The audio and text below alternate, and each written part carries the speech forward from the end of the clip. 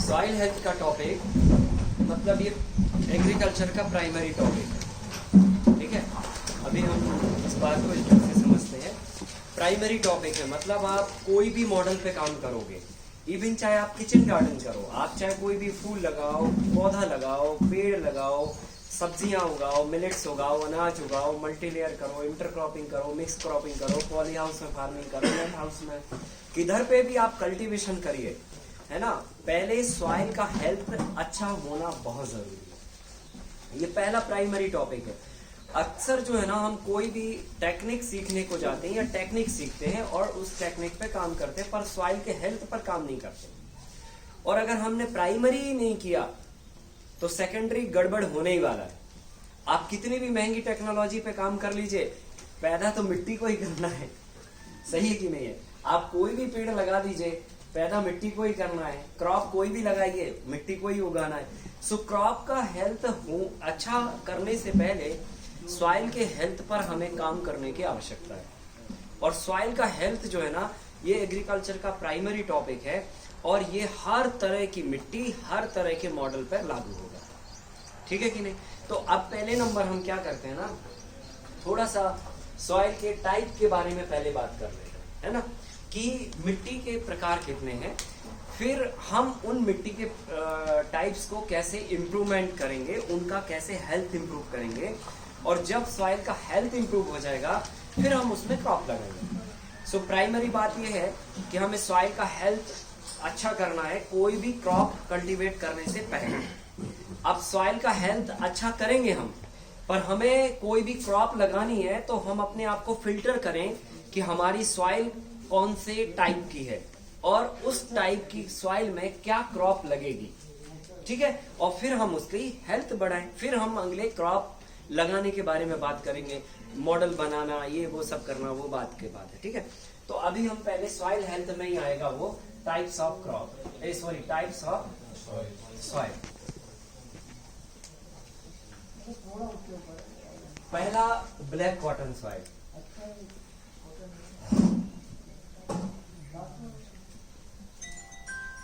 ये सॉइल का कैरेक्टर क्या है, पहचानेंगे कैसे हम? क्या ब्लैक वर्ड सफिशिएंट है ब्लैक कॉटन को आइडेंटिफाई करने के लिए? सो नहीं, ब्लैक कॉटन सॉइल एक कैटेगरी है और इस कैटेगरी में इसके कुछ पैरामीटर कह सकते हैं या इसको आइडेंटिफाई करने के लिए कुछ पॉइंट्स कह सकते हैं कि इसको पहचानने के पॉइंट्स क्या हैं। तो नंबर 1, इसको आइडेंटिफाई कैसे करोगे? सो कलर से ये आइडेंटिफाई नहीं होगी, बट नाम है इसका ब्लैक कॉटन, है ना, name is black cotton soil, but not identification, only colour, ठीक है। कलर से उसका कोई लेना देना नहीं है। तो इसका क्या है आइडेंटिफिकेशन, कैसे होगा? सो नंबर ये वाटर होल्ड करती हो, वाटर होल्डिंग कैपेसिटी ज्यादा है, मतलब बारिश के समय में कीचड़ बनाती हो सॉइल, है ना। जो मिट्टी सॉइल बारिश गिरने के बाद कीचड़ बनाती है वो सॉइल ब्लैक कॉटन सॉइल की कैटेगरी में आए, ठीक है। तो ये आइडेंटिफिकेशन करने का फर्स्ट पैरामीटर है। अभी सेकंड पैरामीटर है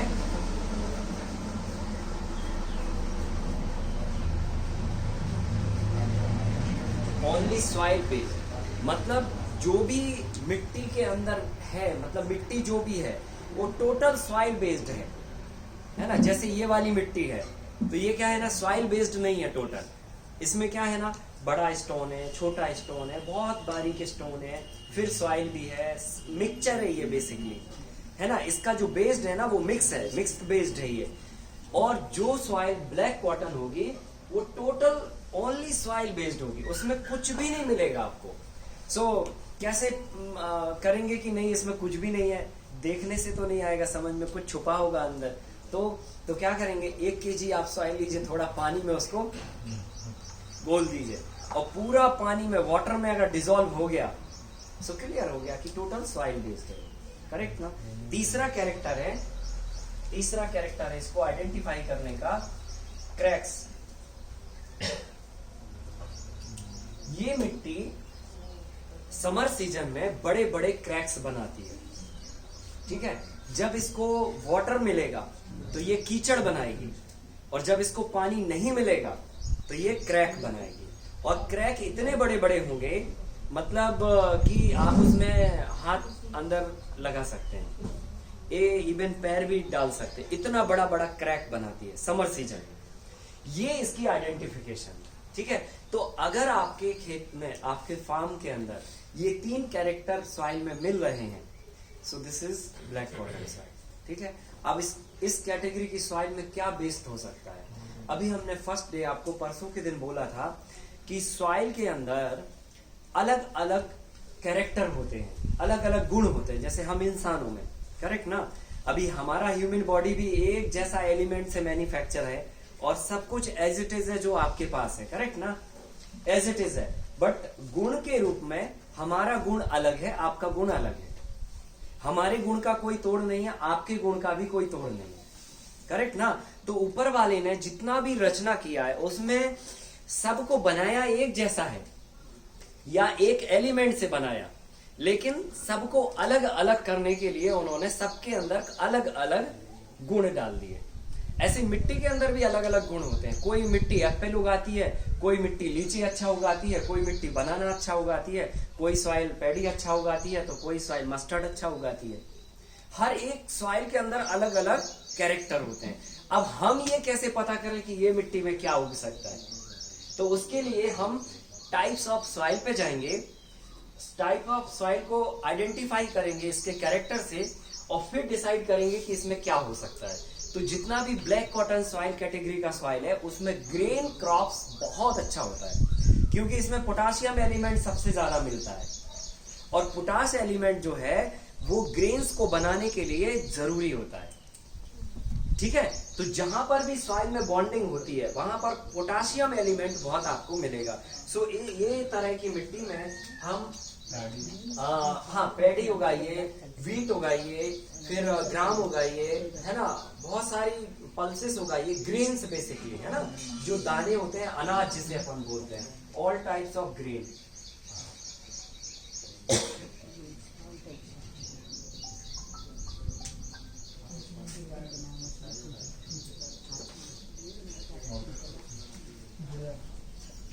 all types of grain, mud mud, है ना, ठीक है। ये हो गया हमारा फर्स्ट कैटेगरी। ग्रेन्स में पल्सेस भी आ गया क्या? ग्रेन में पल्सेस भी आ जाए, ग्रेन्स मीन्स दाना, है ना, पल्सेस भी आ जाए। So all types of grains A crop के अंदर, ये सॉइल के अंदर बहुत अच्छा होता है। अब आते हैं हम सेकंड नंबर का कैरेक्टर, पल्सेस भी ग्रेन्स में ही ग्रेन्स में ही आता है, ठीक है। दूसरा कैरेक्टर है सॉइल का, वो है सैंडी।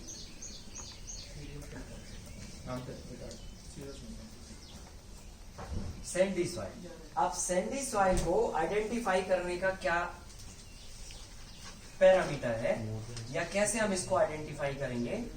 सो जैसे ये वाटर को, मतलब जो है ना, पकड़ के रखती है, कीचड़ बनाती है, ये जस्ट उसके अपोजिट है। ये जैसे ही आप पानी डालेंगे तुरंत पानी को ड्रेनेज कर देगी, मतलब तुरंत सैंड में पानी आप डालते रहिए, पता ही नहीं चलेगा किधर पानी गया, करेक्ट ना, एकदम से पानी को ड्रेनेज कर देती है। ये इसके अंदर है ड्रेनेज प्रॉपर्टी, है ना, ड्रेनेज करेंगे वाटर को, वाटर ड्रेनेज। फिर उसके बाद सेकंड क्या है, ये टोटल सॉइल बेस्ड है। ये जो है ना 60% प्लस सैंड बेस्ड होती है ये मिट्टी। तीसरा क्या है, ये जो है ना, मतलब जो क्रैक्स बनाती है ये वाला सॉइल, ये बिल्कुल क्रैक्स नहीं बनाएगी, जीरो क्रैक्स, मतलब ये मिट्टी कभी क्रैक्स नहीं बनाती है। सैंड कभी, है ना, क्रैक्स नहीं बनाती है। तो जितना सैंडी सॉइल होगा वो क्रैक्स कभी नहीं बनाएगा, ये मतलब जीरो क्रैक्स, है ना।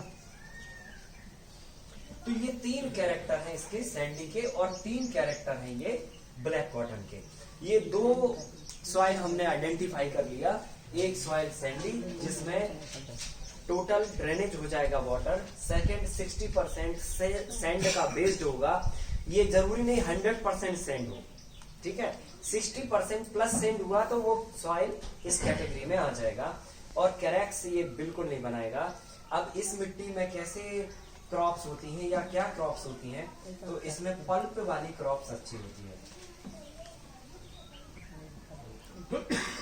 पल्प क्रॉप्स जिनमें भी पल्प बनता है, जो क्रॉप्स में लाइक पंपकिन हो गया, है ना, बॉटल गार्ड हो गया, है ना, रिच गार्ड हो गया, बिटर गार्ड हो गया, पपाया हो गया, टोमेटोस हो गया, फिर कुकुम्बर हो गया, करेक्ट है ना, वाटरमेलन हो गया, मस्कमेलन हो गया, मैंगो भी हो गया, लेमन भी हो गया, वाटरमेलन, सब सब सब क्रीपर्स बोल सकते हैं सर, क्रीपर्स भी बोल सकते हैं, करेक्ट है ना। हाँ हाँ हाँ, जिनमें भी पल्प बन रहा बेसिकली, है ना, जिनमें गूदा बन रहा बेसिकली, ठीक है, वो सारा क्रॉप ये सॉइल में बहुत अच्छा होता है। तो फ्रूट्स वगैरह के लिए, हॉर्टिकल्चर के लिए, हॉर्टिकल्चर के लिए वैसे तो एक और कैटेगरी है, वो सबसे बेस्ट होती है, पर सैंडी में भी बहुत अच्छी होती है ना। अब ये क्रॉप के, ये सॉइल के अंदर आप वाटरमेलन उगाइए, इतना जबरदस्त होगा बेहिसाब, और बिना यानी कोई भी फर्टिलाइजर के, मतलब आपको ऑर्गेनिक मैटर भी नहीं देना, क्योंकि ये सॉइल में सबसे ज्यादा सिलिका होती है और उसमें सबसे ज्यादा गंधक पाया जाता है, ठीक है। सो गंधक जो एलिमेंट है, सल्फर एलिमेंट, वो पल्प बनाने में हेल्प करता है। अभी जितना भी, अभी इसमें आप जो है ना ये उगा सकते हैं बहुत अच्छा, क्या बोलते हैं उसको, पंपकिन, है ना। तो पंपकिन टोटल है ना पल्प बेस्ड क्रॉप है, करेक्ट ना। तो आप इस सॉइल के अंदर उगाइए तो इतना बड़ा साइज का आप कद्दू उगा सकते हैं उसमें। तो जितना भी ये पंपकिन वाले ने रिकॉर्ड बनाया, अभी जितना जितना आपने पढ़ा होगा किधर पे भी ना, उनका सॉइल बेस्ड देखेंगे तो वो 60% सैंड प्लस सॉइल होती है। तो वो जो सॉइल का बेसिक कैरेक्टर होता है वो हेल्प करता है ये क्रॉप को सपोर्ट करने के लिए। क्लियर हो गया। तो अभी हमें क्या करना है, ये बहुत इंपॉर्टेंट है, ये पहला लेसन है। आप अगर एग्रीकल्चर करने जा रहे हैं ना, तो एटलीस्ट आपको इतना आइडेंटिफिकेशन होना चाहिए कि हमें हमारी सॉइल की कैटेगरियां क्या है, हमारे पास क्या रेंज है, हम क्या क्या उगा सकते हैं, करेक्ट। और अगर हमने ये गड़बड़ किया, फॉर एग्जाम्पल ये कैटेगरी की क्रॉप को ये कैटेगरी की क्रॉप में उगाया, तो क्या होगा, जस्ट डबल आपका मेहनत लगेगा, जस्ट डबल आपकी इनपुट कॉस्ट लगेगी, और रिटर्न उससे आधा होगा। सो इसको इस तरह से समझ सकते हैं, एक बंदे के पास एरोप्लेन उड़ाने का स्किल है, करेक्ट ना, वो पायलट है, और एक के पास साइकिल का रेसिंग का स्किल्ड है। अभी दोनों को अलग अलग काम दे दिए आपने, एरोप्लेन चलाने वाले को साइकिल का काम दे दिया और साइकिल वाले को एरोप्लेन की चाबी दे दिया, दोनों गड़बड़ करेंगे, सही है कि नहीं है। लेकिन दोनों मतलब परफॉर्मेंस वाले लोग हैं, अपनी अपनी फील्ड में वो मतलब महारत है, लेकिन काम अलग देने से गड़बड़ होगा। तो स्किल्ड का रोल बहुत इंपॉर्टेंट होता है। जो मिट्टी के अंदर स्किल्ड है आप वही क्रॉप उसको दीजिए, फिर देखिए आप कमाल। आपको ताकत कम लगाना पड़ेगी, मेहनत कम लगाना पड़ेगी, रिसोर्सेस कम देना पड़ेंगे, वो कम पानी में, कम खाद में, क्लाइमेट की बुरी परिस्थिति में भी वो परफॉर्मेंस देगी। तो ये बहुत बहुत बेसिक पॉइंट है, ठीक है। अब आते हैं हम, एक और कैटेगरी है, वो है थर्ड कैटेगरी, उसको हम बोलते हैं दोमट सॉइल। दोमट,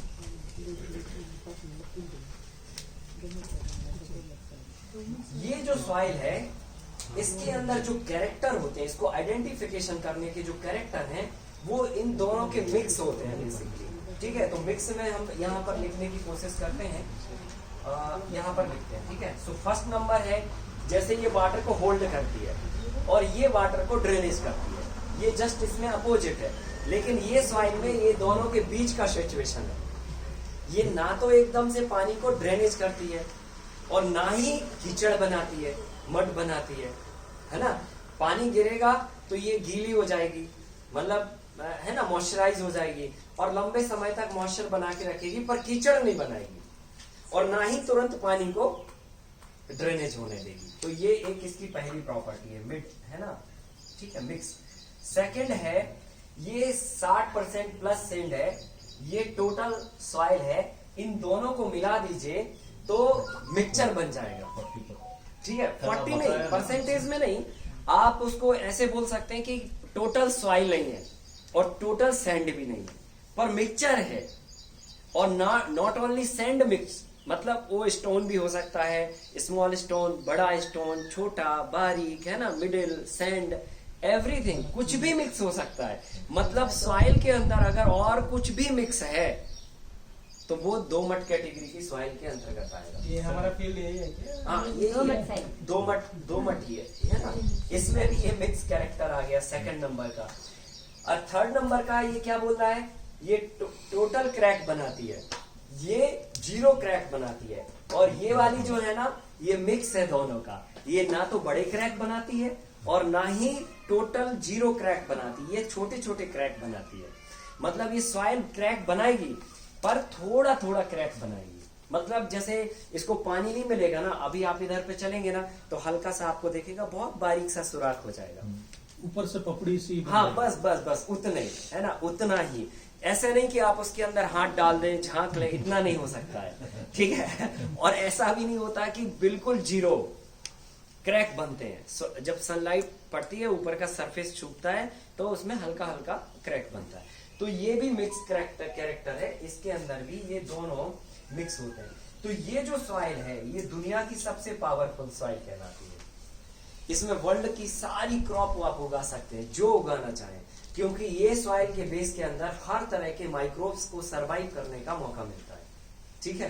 तो इसमें बहुत सारे रेंज है। आप इसमें फ्रूट्स अच्छा उगाइए, ग्रेन्स उगाइए, पल्सेस उगाइए, मिलेट्स उगाइए, फ्लावर्स उगाइए, बहुत रेंज है आपके पास। सो इनकेस अगर आप सॉइल मतलब लैंड परचेज करने जा रहे हैं, मन बना रहे हैं फार्मिंग में आने के लिए, तो अगर आपके पास ऑप्शन है अभी कि हमें खेत खरीदना है, तो फिर आप ये कैरेक्टर की सॉइल का ही खेत खरीदिए। इसमें आपको बहुत कम मेहनत लगेगी और सॉइल बेस्ड आपको अच्छा मिलेगा। आप सब कुछ उगा सकते हैं, बहुत रेंज है। हाँ, पर अगर हम इस लेवल पे जाएं कि ये मिट्टी में ये अच्छा होता है, ये मिट्टी में ये अच्छा होता है, तो इसमें भी तो कोई चीज अच्छा होता होगा। तो इसमें जो है ना, रूट क्रॉप सबसे बेस्ट होती है। Root crop in the sense जैसे टर्मरिक हो गया, है ना, जिंजर हो गया, अनियन हो गया, पोटैटो हो गया, है ना, सकल, हाँ, सब ऑल टाइप्स ऑफ रूट, जितना भी जड़ों से कंद बनता है जो, वो सारा टाइप का क्रॉप ये मिट्टी को सूट करता है। हाँ, अभी ये दोमट सॉइल नहीं है, लेकिन हम डाल के कर सकते हैं। हाँ, बना सकते हैं। मतलब आपको ये सॉइल में ये मिक्सचर कर दो तो ये बन जाएगा। ठीक है, पर इसमें बहुत कसरत करना पड़ती है ना। हाँ, बस ये इसका कलर कुछ होता है, कलर से किसी का कोई लेना देना नहीं, कोई लेना देना नहीं। इसका कलर रेड भी हो सकता है, येलो भी हो सकता है, व्हाइट भी हो सकता है, पिंक भी हो सकता है ना, ऑरेंज भी हो सकता है और ब्लैक भी हो सकता है। ब्लैक कॉटन सॉइल को ऐसा बनाने में क्या कैसे कर सकते हो उसको? ब्लैक कॉटन को नहीं बन सकता, ये नहीं बन सकता। अगर वो सोडियम ज्यादा रहता है ना, थोड़ा सफेद रहता है, हाँ, वो लैंड को ऐसा बनाने का उसके लिए फिर ऑर्गेनिक मैटर ही हमें यूज करना पड़ेगा। और फिर सोडियम को कम करने के लिए अभी बताते हैं आपको कि इसके जस्ट बाद ही क्या करना है ना, सुधारने के लिए। कभी कभी कंफ्यूज हो जाता फील्ड में देखो ब्लैक कॉटन है, डोमेट है, वो कैसा आप एक फोटो दीजिए हमको, आपको हम बोल देंगे कि ये सॉइल। वैसे यहाँ पे 80-90% दोमट सॉइल है। हम अच्छा प्रतिशत में अगर बांट देना तो ये ब्लैक कॉटन सॉइल है ना 15 to 20% हमारे पूरे कंट्री में, ठीक है।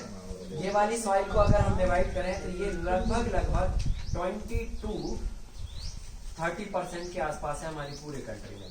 और ये 3 स्टेट में सबसे ज्यादा है, राजस्थान, यूपी, बिहार और कुछ इलाका गुजरात का भी है, ठीक है।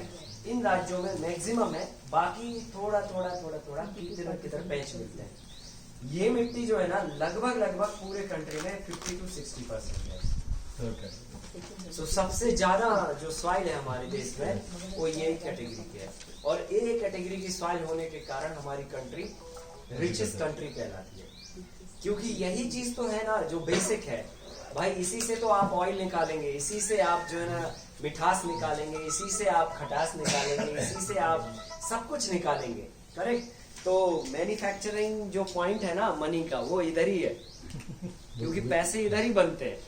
So we are not doing that. Correct. हम लोग और दूसरे अलग अलग प्रोफेशन में हम सोचते हैं ये अच्छा धंधा बना रहा है, ये अच्छा पैसा बना रहा है, लेकिन अगर आप डीप में थोड़ा स्टडी करें तो एग्रीकल्चर ही एक ऐसी इंडस्ट्री है जो पैसे बनाती है। बाकी सारी इंडस्ट्रियां वैल्यू एडिशन करती हैं, पैसे नहीं बनाती।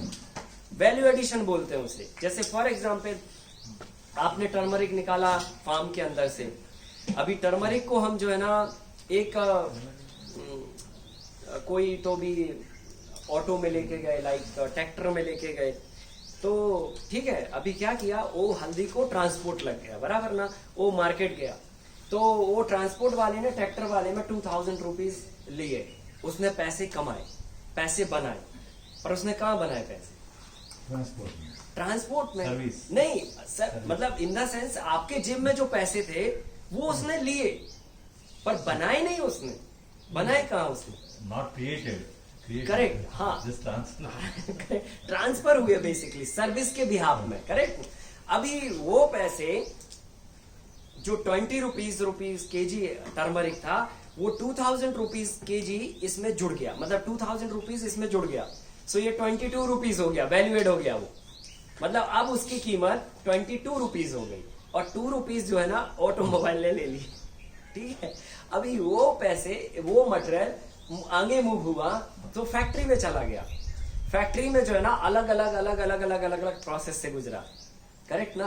तो क्या किया, अलग अलग प्रोसेसिंग मशीन ने उसको वैल्यूएट कर दिया। 22 से वॉशिंग वाले ने 2 रुपए जोड़ दिए, उस इंडस्ट्री को पैसे चले गए 2 रुपीज, फिर इसको चले गए, फिर कटिंग को चले गए, बॉयलिंग को चले गए, पर्पलाइजर को चले गए, पैकेजिंग को चले गए, ब्रांडिंग को चले गए, मार्केटिंग को चले गए, C&F को चले गए, होलसेलर को चले गए, रिटेलर को चले गए, और लास्ट में जो है ना हमको फिर वापस आ गया।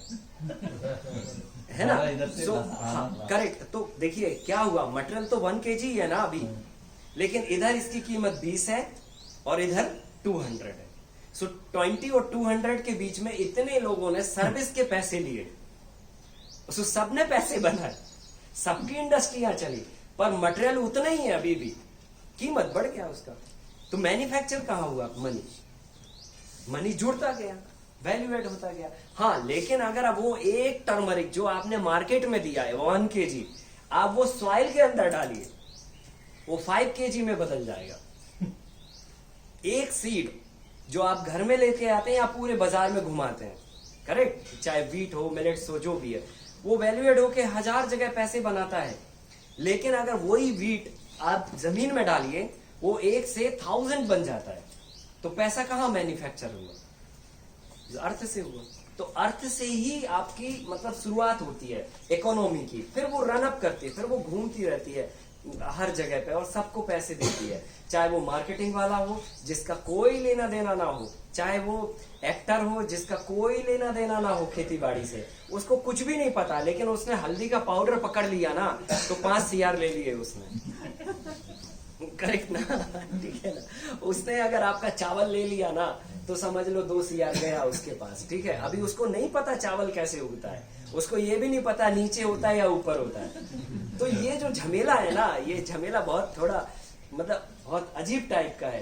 तो जब तक देखिए फार्मिंग में, मैं वापस ये बात बोलता हूँ जो फर्स्ट डे बोली थी, जब तक हम इसके इकोनॉमिक्स को सुधारेंगे नहीं, देखो ये सुधारेगा कोई नहीं, ये हमें खुद सुधारना पड़ेगा।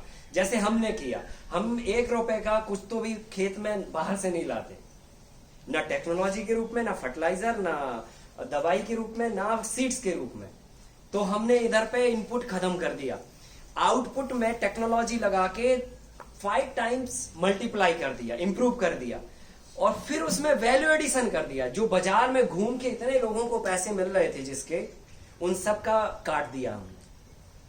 ठीक है। सारा काम इधर ही फार्म के अंदर हो गया। ठीक है। उसमें 2-3 लोग लगे, हमारे स्टाफ लगा, पर एम्प्लॉयमेंट भी जनरेट किया हमने। ठीक है कि नहीं। सो इधर ही हमने जो है ना उसको वैल्यू एड करके और मार्केट कर दिया। हमने थोड़ा सा नॉलेज गेन किया, स्टडी किया, इंसान को समझा, खेत को समझा, वातावरण को समझा, फसल को समझा, उसके गुण धर्म को समझा, आपकी डिमांड को समझा, आपकी जरूरत को समझा और समझा दिया आपको चीजें समझ में आ गई, आप हमसे जुड़ गए, आप हमसे सर्विस लेने लगे, सो हमें अमिताभ बच्चन की भी जरूरत नहीं पड़ी, है ना। सो प्रोडक्ट भी बिकने लगे, है कि नहीं है। सो मेरा कहने का मतलब ये है कि हम जो है ना खुद अपनी चीजों को इतने लेवल पे लेके आए कि लोगों की वो जरूरत हो और वो चीज हम उगाएं, तो मार्केटिंग बहुत इजी हो जाती है, अपने आप होने लग जाती है। मार्केट कोई ऐसी चीज नहीं है जो करनी पड़े, मार्केटिंग एक ऐसी चीज है जो अपने आप होती चली जाए, पर उसके लिए आपको क्या करना, लोगों की जरूरत को समझना, हमको क्या चाहिए वो फार्म में आपको प्रोडक्ट बना के उनको देना, तब जाके चीजें बिकती हैं। अब उनको चाहिए, मान के चलो दलिया चाहिए, हम गेहूं ले जाके बेच रहे हैं, अब सामने वाला मन ही मन ये सोच रहा है गेहूं का क्या करेंगे हम, उधर चक्की है नहीं, हमको कौन साफ करेगा, ये वो कहानियां वो सोचेगा, आपका गेहूं नहीं खरीदेगा। आप उसको सुनाते जाइए इतना अच्छा है, इतना अच्छा है, इतना अच्छा है, उसका प्रॉब्लम तो सॉल्व करो पहले, आप उसको क्या चाहिए वो लेके जाइए, आप खत्म, अपने आप बिकेगा धड़ से, आपको जरूरत ही नहीं है बेचने की। तो ये चीजें कुछ चीजें हैं जिन पे मतलब आपको स्टडी करना पड़ेगा और ये मॉडल में फिर इकोनॉमिक को सुधारते हुए धंधा सेट करना पड़ेगा। आप ये मान के चलो 3 साल आपको ये धंधे को सेट करना है, ठीक है। और खेती को आप वैसे नजरिए से बिल्कुल मत देखिए जैसे नजरिए से ये हो रही है अभी, उस टाइटल से देखिए ही मत। अपना टाइटल हम अपना डिसाइड करेंगे, एक 4 पन्ने का बुकलेट बनाएंगे, उसमें लिखेंगे क्या क्या करना है, पूरा स्ट्रेटेजी लिखेंगे, उसी स्ट्रेटेजी से बाहर हम नहीं जाएंगे। फिर आप देखिए 3 साल के अंदर अगर ये मतलब दुनिया की सबसे पावरफुल इंडस्ट्री ना बनी तो आप नाम छोड़ दें।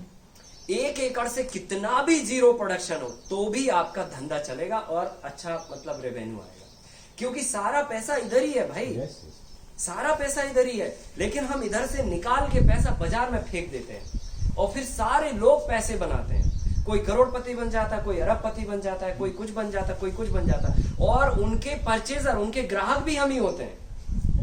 आप सोचिए कितना दुर्भाग्य है, हम कॉटन पैदा करते हैं, कपड़े उनसे खरीदते हैं, हम टर्मरिक पैदा कर रहे हैं, पाउडर उनसे खरीद रहे हैं, हम मिर्ची उगा रहे हैं पर पाउडर मिर्ची का उनसे लेते हैं, हम हर एक चीज उगाते हैं रॉ के रूप में देते हैं बाजार को, फिर वो हमको वापस दे देते, तो परचेजर भी हम ही है।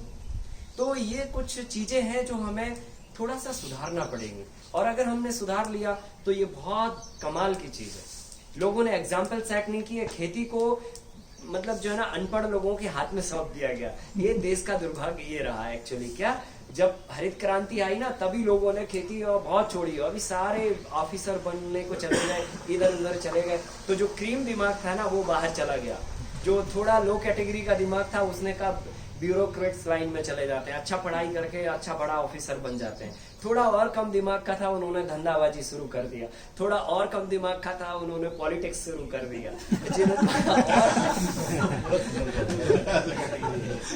नहीं वो सही जगह बोला उससे जो थोड़ा और कम था ना तो उन्होंने ठीक है बिजनेस में छोटा मोटा दुकानदारी शुरू कर दिया, और जो थोड़ा और कम था अभी बोले जो अभी इसके पास है ही नहीं तो जाओ तुम खेत समझो। तो क्या किया उसने, अभी उसके पास दिमाग नहीं है लेकिन वो लोगों को पता है इसके पास दिमाग नहीं है ना, तो अभी उनको भी ये पता है कि इकोनॉमिक्स क्या है, मनी किधर से जनरेट हो रहा है ना, पर वो लोग ये काम नहीं कर सकते, तो अनपढ़ लोगों से वो काम करवाते हैं और फिर सारा पैसा लपक लेते हैं। क्या ट्रैक्टर बेचते हैं, खरीदता कौन है बताइए, अनपढ़ी लोग तो खरीदते हैं वो, सही है कि नहीं है। तो ट्रैक्टर को 10 लाख रुपए किसने जुटाए, अनपढ़ लोगों ने, करेक्ट ना। सो कुल मिला के सिस्टम थोड़ा इस तरह से है। सो सिस्टम से ना तो लड़ाई है ना बुराई है, ठीक है, दोनों चीजें नहीं है, पर हमें क्या करना वो हमको समझ, हमें तो एग्रीकल्चर को पावरफुल धंधा बनाना, बात खत्म है कि नहीं है। ये सबसे पावरफुल धंधा है और इसको पावरफुल बनाना, उस पे हमको काम करना बस। तो ये ग्रीन कैटेगरी का सॉइल हो गया। अब हम बात करते हैं नेक्स्ट इसके आगे के टॉपिक की। 3 ईयर से ज्यादा नहीं लगना, मेरा बहुत गहरा अनुभव है, बस आपको लगना पड़ेगा। जैसे आप किसी धंधे में लगते हैं ना, है ना, IAS का एग्जाम क्वालिफाई करना ना तो 18 घंटे डालते हैं आप, है ना, आप उसमें से 8 घटा दो, केवल 10 घंटे डेली डालो, खत्म हो जाएगा ये, 3 साल में काम खत्म हो जाएगा। एंड 4 ईयर के बाद में आप रिटायरमेंट ले सकते हैं इसमें। ये प्लान है मेरे पास, कल सुबह बता। तो मंथली प्लान भी डेली वाला, डेली का भाई मंथली का मंथली एग्रीकल्चर जो है ना, मंथली खेल नहीं है, डेली है, डेली है ना। वो जो अभी जो प्रैक्टिस चल रही है उसमें है मंथली, वो या ईयरली या है ना क्वार्टरली। जो हम लोगों के पास प्लान है ये किराने की दुकान वाला प्लान है ना, किराना शॉप वाला प्लान है। और किराना शॉप वाला काम कैसे होता है ना कि अगर आपके पास 10 प्रोडक्ट हैं, सो कंपलसरी नहीं है कि 10 के ही ग्राहक आए आपके पास, है ना। कस्टमर जो है ना कोई एक प्रोडक्ट को लेने भी आ सकता है, तो 9 से आपका इनकम नहीं होगा, पहले 1 से होगा, करेक्ट। फिर अगला व्यक्ति जो है ना वो 1 को लेने नहीं आ रहा, 8 नंबर का प्रोडक्ट लेने आ रहा है, फिर कोई 7 नंबर का लेने आ रहा है। तो क्या है ना, अलग अलग डिमांड के लोग हैं जो हर समय आपके पास कुछ ना कुछ लेने और मनी देने के लिए आ रहे हैं, करेक्ट। ऐसे ही हमारे फार्म का भी ऐसे ही होना चाहिए। अभी आप साल में 1 बार वीट खरीदते हैं, करेक्ट ना, 1 बार चावल खरीदते हैं, पर सब्जी रोज खरीदते हैं, सही है कि नहीं है। फिर आपको ऑयल भी चाहिए डेली, ठीक है। आप जरूरी नहीं है कि ये सब कुछ एक बार ही खरीदते हैं, लेकिन हाँ अगर केवल हम ऑयल बना रहे हैं तो हम केवल आपको ऑयल ही बेच पाएंगे ना, सही है कि नहीं है। हम और बाकी की चीजें आपको नहीं दे पाएंगे। तो किराने की दुकान के माफिक एग्रीकल्चर को हमें प्लान करके लगाना। प्लान है हमारे पास, आपको केवल एग्जीक्यूशन करना है और 3 साल का वक्त लगाना, बस खत्म। 10 घंटे आप डेली लगाइए, 3 साल तक रेगुलर। ये मतलब एक किसी भी और धंधे से अच्छा धंधा बन जाएगा, पैसे भी बनेंगे और दूसरा क्या है ना, इसमें शांति भी मिलेगी लास्ट में 3 साल के बाद। 3 साल के पहले बहुत अशांति होगी, घर वालों को से बहुत झगड़ना पड़ेगा, पड़ोसी से झगड़ना पड़ेगा, बहुत झमेला होएगा। 3 साल तो बहुत अशांति होगी, लेकिन 3 साल के बाद ये पूरा लाइफ शांति होगी, ठीक है। तो ऐसे ये थोड़ा तकलीफ है पर ठीक हो जाएगा। अब सॉइल का हेल्थ इंप्रूव करने के लिए पहले तो हमने सॉइल की कैटेगरी डिसाइड किया।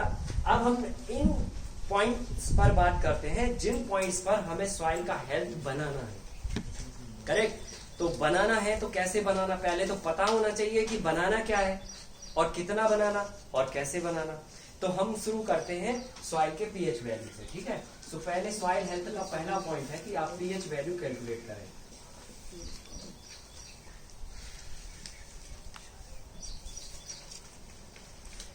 अब पीएच वैल्यू कितना होना चाहिए, 6.5 to 7.5 होना चाहिए।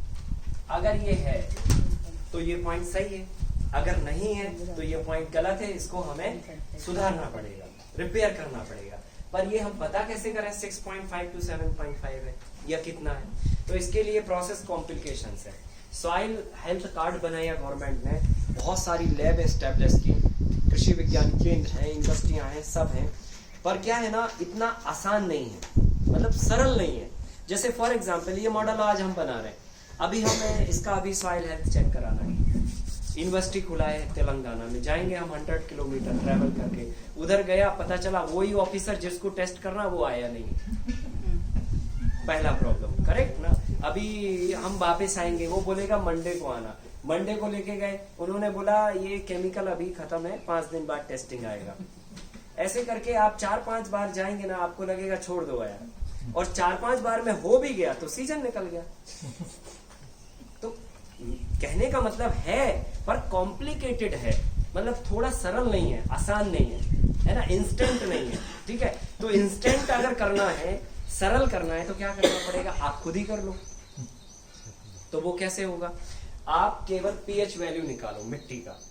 मैंने अभी जितना भी खुद को समझा, प्रकृति को समझा, पेड़ों को समझा, मिट्टी को समझा, अगर ये सही है तो सारी चीजें अपने आप सही होंगी। अगर ये गड़बड़ है तो फिर सारी चीजें गड़बड़ होंगी।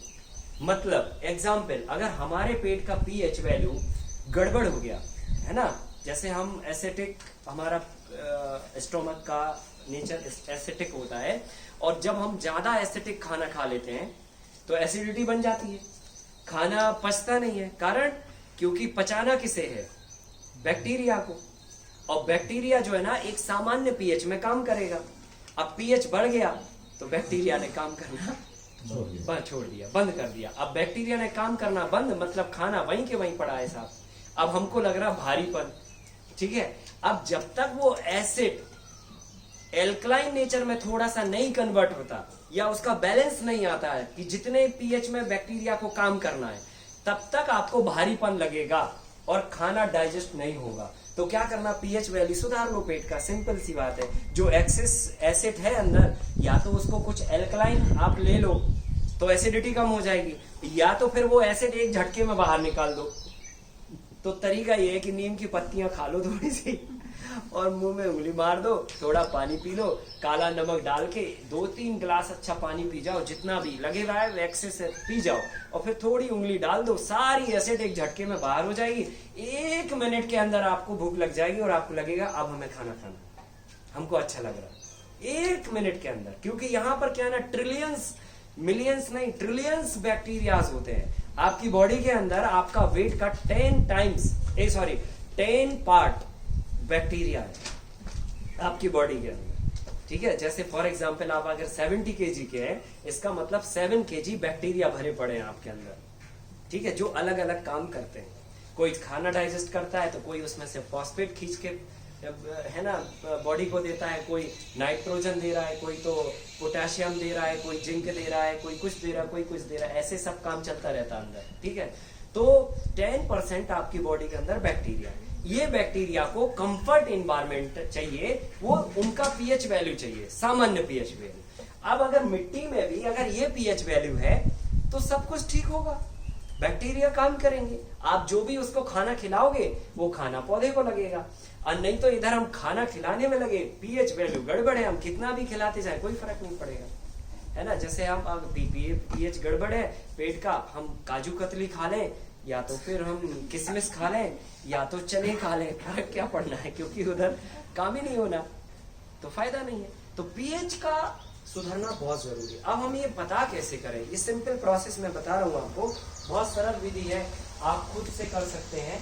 पूरे फार्म का चारों तरफ से आप सॉइल सैंपल कलेक्ट करिए, और जैसे मान के चलिए बोर्ड इस फार्म, मतलब ये हमारा पूरा खेत है और खेत की ये बॉर्डर है लास्ट, इधर से हमारा पड़ोसी का फार्म है, इधर से पड़ोसी का फार्म है। सो हमने क्या किया, ये 10 फीट हमने इधर ये वाले बॉर्डर से अंदर आए, ये वाले से भी 10 फीट अंदर आए, ये एल बनाया 10 फीट का, ठीक है। ये एल पॉइंट से हमको सॉइल का सैंपल लेना है, और ऐसा आप 4 कॉर्नर और सेंटर ऑफ द फार्म से करेंगे, मतलब यहाँ ये सेंटर में भी बनेगा। और जहां पर भी आप सॉइल लेंगे, सॉइल जो है ना हमेशा वी शेप में निकालना है, ठीक है। सॉइल को हमेशा वी शेप में सैंपल के लिए निकालना, ऐसे नहीं हम सीधा खड्डा खोद देंगे, ऐसे नहीं, वी शेप बनाना। इसका कारण है, इसका साइंस क्या है, वी शेप बनाने का क्या कारण है। वी शेप में सॉइल में जो बैक्टीरिया होते हैं वो सरफेस पे सबसे ज्यादा होते हैं, मतलब न्यूट्रिशन की जो स्थिति होती है, न्यूट्रिएंट वैल्यू जो होती है, क्योंकि सनलाइट के संपर्क में कौन सी सॉइल होगी, टॉप सॉइल होगी, उसके बाद थोड़ी और नीचे की और नीचे की और नीचे की, और सबसे नीचे की सॉइल में तो सनलाइट ही नहीं लग रहा, करेक्ट ना। तो क्या है ना, बैक्टीरियल एक्टिविटी सबसे ज्यादा, या जो मतलब अच्छा सॉइल होता है वो 9 इंच तक होता है, और सबसे ज्यादा 9 इंच में भी ऊपर का होता है। फिर जैसे जैसे नीचे जाएंगे वैसे वैसे उसका न्यूट्रिशन वैल्यू कम होता चला जाएगा।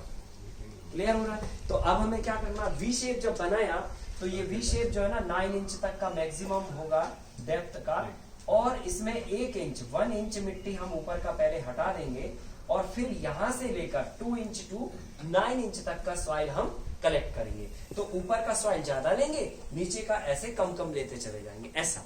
और सॉइल का सैंपल कभी भी आयरन बॉडी से नहीं निकालना, कोई भी आयरन का जो इंस्ट्रूमेंट होगा उससे आपको सैंपल नहीं लेना। आप स्टील इंस्ट्रूमेंट से ले सकते हैं, एल्यूमिनियम इंस्ट्रूमेंट से ले सकते हैं, अदरवाइज कुछ तो भी ना हो तो लकड़ी से ले सकते हैं आप, प्लास्टिक से भी ले सकते हैं। आयरन में क्या होता है ना, वाटर जैसी टच होता है ना, तुरंत जो है ना आयरन कंटेंट उसमें से रिलीज हो जाता है, सो वो सॉइल में आ जाएगा, और फिर सॉइल का सैंपल बिगड़ेगा, फिर समझ नहीं वो वी शेप कट करना आयरन से कर सकते हैं, नहीं, आयरन से नहीं लेना, मैं वही कह रहा हूँ, आप लकड़ी ले लीजिए। सॉइल को डिक करना हाँ, तो आप लकड़ी से यूं करके निकालिए इसको, लकड़ी से। हाँ हाँ हाँ, एक साइड इस तरफ से, एक साइड इस तरफ से, वी बनाना है बेसिकली, वी टाइप में सॉइल निकालनी है। और ऊपर का सरफेस का 1 इंच सॉइल हटाना है पहले, ये भी आपको ध्यान होना चाहिए। जो एकदम सरफेस पर सॉइल है 1 इंच आप पहले हटाएंगे और फिर उसका सैंपल लेंगे। तो कहाँ से सैंपल लेना, ये पॉइंट से, ये पॉइंट से, ओ पॉइंट से, ओ पॉइंट से और सेंटर से, ठीक है। तो हमने ये 4 पॉइंट से सॉइल का सैंपल लिया और ये हम लगभग 1 kg के आसपास सॉइल ले लेंगे। 1 kg ऐसे हमने राउंड कर लिया, ये इकट्ठा कर लिया, सबको मिक्स कर लिया बेसिकली। 5 जगह का सॉइल मिलाया, हाफ फीट के आसपास समथिंग ले लिया, तो अराउंड 2.5 फीट हो गया, 2.5 kg हो गया। चलो कोई तकलीफ नहीं है, 2.5 kg भी आपने ले लिया। तो ये सारा सॉइल को हमने सबको एक साथ में मिक्सचर कर लिया। अब इसमें भी देखिए थोड़ा सा, जब और आप इसको डेप्थ में जाएंगे साइंटिफिक तरीके से ना, तो ये चेक करना पड़ेगा कि क्या ये जो 5 सैंपल लिए हमने, वो 5 सैंपल की सॉइल का कैरेक्टर एक ही था या अलग अलग था। ऐसा तो नहीं था हमारा खेत 2 तरह की कैरेक्टर का सॉइल का था, ऊपर की तरफ सॉइल थोड़ी कम थी और नीचे जो है ना ब्लैक थी मिट्टी, ऊपर रेड थी, या ऊपर सैंड है मिट्टी में, नीचे में टोटल सॉइल है। अगर ऐसा है तो फिर सैंपल अलग अलग हो जाएगा, और अगर ऐसा नहीं है तो सैंपल एक ही बनेगा। मतलब सॉइल का जो कैरेक्टर बेस है वो अगर एक ही है, भले 50 एकड़ का फार्म है आपका, तो एक ही सैंपल बनेगा। और इनकेस अगर 2 एकड़ का फार्म है और 2 जगह कैरेक्टर अलग अलग है सॉइल में, तो 2 सैंपल बनेगा। क्लियर हो गया ना? ठीक है। सर आजकल अमेज़न पे और इस पे सॉइल टेस्टिंग पीएच मीटर्स वगैरह के जो आ रहे वो फिर क्या है ना, उनमें बहुत सारे केमिकल्स मिला के, हाँ, जो 8-9 इंच तक प्रॉन डाल के ऊपर मीटर से कर रीडिंग जो सकते आती हैं, है, वो भी कर सकते आते बोल हैं। पीएच मीटर से आप कैलकुलेशन कर सकते हैं, पर उसकी वैल्यू उतना अच्छा नहीं आता, एक्यूरेसी नहीं आती। मीटर में एक्यूरेसी नहीं पकड़ता। कई बार जैसे मॉइस्चर अगर सॉइल में कम है तो डिफर हो जाएगा, थोड़ा कम है, थोड़ा ज्यादा है तो भी डिफर हो जाता है। ये मेथड से एक्यूरेसी आती है, ज्यादा समय नहीं लगता है थोड़ा, पर आप वो भी रख लो और ये भी कर लो तो आपको थोड़ा ये भी हो जाएगा कि सही हो रहा है या गलत हो रहा है क्या। तो इस तरह से 2.5 kg ये सॉइल को हमने मिक्स करके इकट्ठा कर लिया। अब हम इसके क्या करेंगे, 4 पार्ट बना देंगे। 4 पार्ट्स डिवाइड कर दीजिए, 4 पार्ट्स में ये डिवाइड कर देंगे 4 पार्ट्स। एनी 1 पार्ट सॉइल को लेके हम एक कोई भी बर्तन में ये सॉइल को डाल देंगे। इसमें जो है ना हम डिस्टिल वाटर रखेंगे, डिस्टिल वाटर में मिक्स करेंगे बेसिकली, ठीक है। सो समझ लो कि आपने 4 पार्ट में से 1 पार्ट लिया, तो अराउंड हाफ kg या 600 to 700 ग्राम के आसपास सॉइल आया।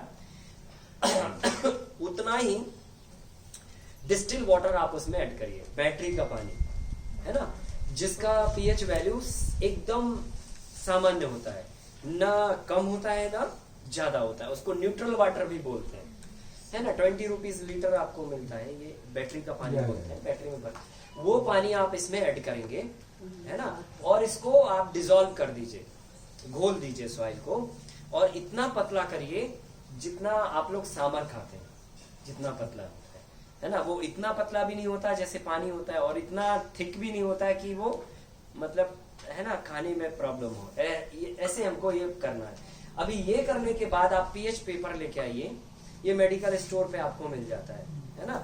पीएच पेपर का एक चिप इसमें डुबाइए, 10 सेकंड आप डिप करके रखिए, और 10 सेकंड तक उसको थोड़ा 1-1.5 मिनट लगेगा, 10 सेकंड में नहीं सूखेगा, 1-1.5 मिनट उसको हवा में ही सुखाइए, उसका कलर ऑटोमेटिकली चेंज हो जाएगा। सर ब्लू, ठीक है। ब्लू लेना है, रेड लेना है? क्या चीज?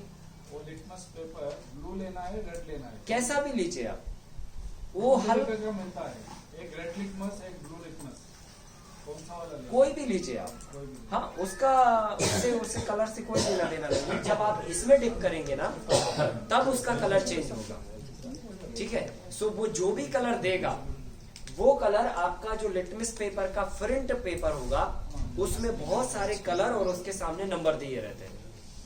तो आपको क्या करना है, एक पेपर निकाल के सॉइल के सैंपल पे डिप करके थोड़ा सा ड्राई करना है। ड्राई करने के बाद जो भी कलर फाइनल उसका आएगा, ड्राई होने के बाद वो कलर आपको प्रिंट पर दिए कलरों से मैच करना है। अब वो कलर, जो भी कलर इसका आया आपने मैच किया, उसके सामने आपको नंबर देखना है कि नंबर कितना लिखा है ये कलर के सामने। अगर नंबर 7 है, इसका मतलब आपका पीएच वैल्यू 7 हुआ। अगर वो कलर जो है ना 8 नंबर के सामने में मिल रहा है तो पीएच वैल्यू 8 हुआ। इनकेस 9 नंबर के सामने मिल रहा है तो समझ लो ये पीएच वैल्यू 9 हुआ। तो इस तरह से आप पीएच वैल्यू स्वयं से कैलकुलेट कर सकते हैं। इस पूरी प्रोसेस में अगर आपके पास डिस्टिल वाटर रखा है और लिटमस पेपर रखा है सो 10 मिनट लगता है। फार्म के अंदर गए, फटाफट सॉइल निकाला, डिसॉल्व करके पीएच पेपर टिप करके तुरंत क्लियर हो गया। तो हाँ, ऐसे करके हमने पीएच वैल्यू कैलकुलेट कर लिया। अब ये पीएच वैल्यू जब आ गई हमारी, अगर इनके 6.5 to 7.5 के बीच में आया तब तो कोई प्रॉब्लम है ही नहीं है, ये तो सही है। हमने बस चेक कर लिया कि कोई तकलीफ तो नहीं है क्रॉप लगाने से पहले। अब इनकेस अगर ये अप डाउन है, या तो ज्यादा है या फिर कम है, तो फिर आपको कुछ करने की जरूरत है, मतलब ट्रीटमेंट करना पड़ेगा। तो इनकेस अब दो सिचुएशन बनती है यहाँ पे। नंबर 1 की प्लस 7.5 है, मतलब समझ लो 8 नंबर है, तो ये इसमें नमक ज्यादा हुआ या क्षारीयता हुई, इसको हम एल्कलाइन सॉइल बोलेंगे, है ना। ये एल्कलाइन सॉइल हो गया। अगर 7.5 से ज्यादा नंबर है, 8 नंबर है, 8.5 है, 9 है, 10 है, 12 है, जितना नंबर आगे बढ़ेगा उतना समझ लो कि ये सॉइल एल्कलाइन नेचर की है, उसमें नमक की मात्रा बहुत ज्यादा है, क्षारीयता है। ठीक है, ये सॉइल को ट्रीटमेंट करने के लिए अगर 8 नंबर का पीएच वैल्यू है आपका, तो फिर इसमें क्या होगा, आप लगभग 100 लीटर काऊ यूरिन देसी को, हाँ, या फिर 10 kg लेमन जूस, दोनों एक ना एक में कोई भी एक, है ना, एनी वन। सो आप क्या करोगे, 100 लीटर काऊ यूरिन का एप्लीकेशन करोगे 1 एकड़ को। ठीक है, इनकेस अगर आपके पास काऊ यूरिन नहीं है तो आप लेमन ले लीजिए, किन्नू ले लीजिए, ऑरेंज कच्चा ले लीजिए, पका नहीं, नींबू पका चलेगा, है ना, और ऑरेंज कच्चा चलेगा, किन्नू भी कच्चा चलेगा, जिसमें रस हो पर वो पका ना हो। लेमन पका हुआ चल जाएगा। ये 3 में से कोई भी एक ले सकते हैं आप, लेमन, किन्नू या फिर संतरा। ठीक है, लेमन, मौसम्बी भी चलेगा पर कच्चा होना चाहिए। किन्नू भी चलेगा। Kinnow means just like a orange, है ना, ऑरेंज की ही एक प्रजाति है बेसिकली वो डिफरेंट साइज आया करता ना उस सीजन में। हाँ, ऑरेंज जैसा ऑरेंज जैसा। 10 kg लेमन जूस को पानी में डाइल्यूट करना है। हाँ, मैं बता रहा हूँ। सो 10 kg लेमन अगर आपको मिला, तो हमने क्या किया, 10 kg लेमन को मिक्सी में ग्राइंड कर दिया, उसका जूस बना दिया। अब कपड़े में डाल के उसका पानी निकाल दिया, या फिर वो पूरा का पूरा भी जाने दे सकते हैं, कोई तकलीफ नहीं है। और फिर उसको ज्यादा पानी में आप मिला दो, 1000 लीटर वाटर, 2000, 10,000 जो भी है, वो पूरा 1 एकड़ में आप ब्रॉडकास्ट कर दो। ठीक है कि नहीं, तो और फिर कल्टीवेट कर दो, फिर क्रॉप लगा लो आप, तो पीएच वैल्यू आपका सुधर जाएगा। इनकेस अगर ये पीएच वैल्यू 8 नंबर से 8.5 हो गया तो ये वैल्यू जस्ट डबल हो जाएगी, ये 100 हो जाएगा, ये 20 हो जाएगा। ठीक है, पर लेना इन दोनों में से किसी एक को है, या तो यूरिन हो गया तो इसको जरूरत नहीं है, और यूरिन नहीं है इनकेस तो फिर इसकी जरूरत है। ठीक है, प्रेफरेबली दोनों में से कौन सा सबसे बेस्ट यूरिन होता है ना, क्योंकि यूरिन में क्या है कि उसमें बहुत सारी और भी एलिमेंट मिल जाते हैं सॉइल को, आयरन भी मिलता, सल्फर भी मिलता, पोटाशियम भी मिलता है ना, ये सब एलिमेंट मिलते हैं, तो यूरिन सबसे बेस्ट होता है। तो ये हो गया। ठीक है, अभी इनकेस अगर ये पीएच वैल्यू मतलब 7.5 से कम है, मतलब 6.5 से कम है, अगर 6 नंबर आया, इसका मतलब सॉइल एसिडिक नेचर का हुआ, है ना। सॉइल में एसिडिटी बढ़ रही है, एसिडिटी ज्यादा है, और एसिटिक सॉइल के नेचर के लिए हमें क्या करना पड़ेगा, एप्लीकेशन करना पड़ेगा। अगर 6 नंबर है तो 250 kg lemon sorry lime powder या फिर 250 kg रॉक फॉस्फेट पाउडर या फिर 250 kg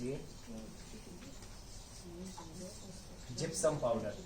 ये 3 में से कोई एक मटेरियल आप ले सकते हैं। 250 kg lime powder, 250 kg rock phosphate powder या फिर 250 kg जिप्सम पाउडर। ये तीनों मिनरल्स हैं जो अर्थ से निकलते हैं, इनकी माइनिंग होती है और इनको रॉ मटेरियल के रूप में ही लेना है, प्रोसेस्ड किया हुआ नहीं चाहिए हमको, ठीक है। तो रॉ मटेरियल के रूप में आप ले लीजिए, ठीक है। किधर मिलता है?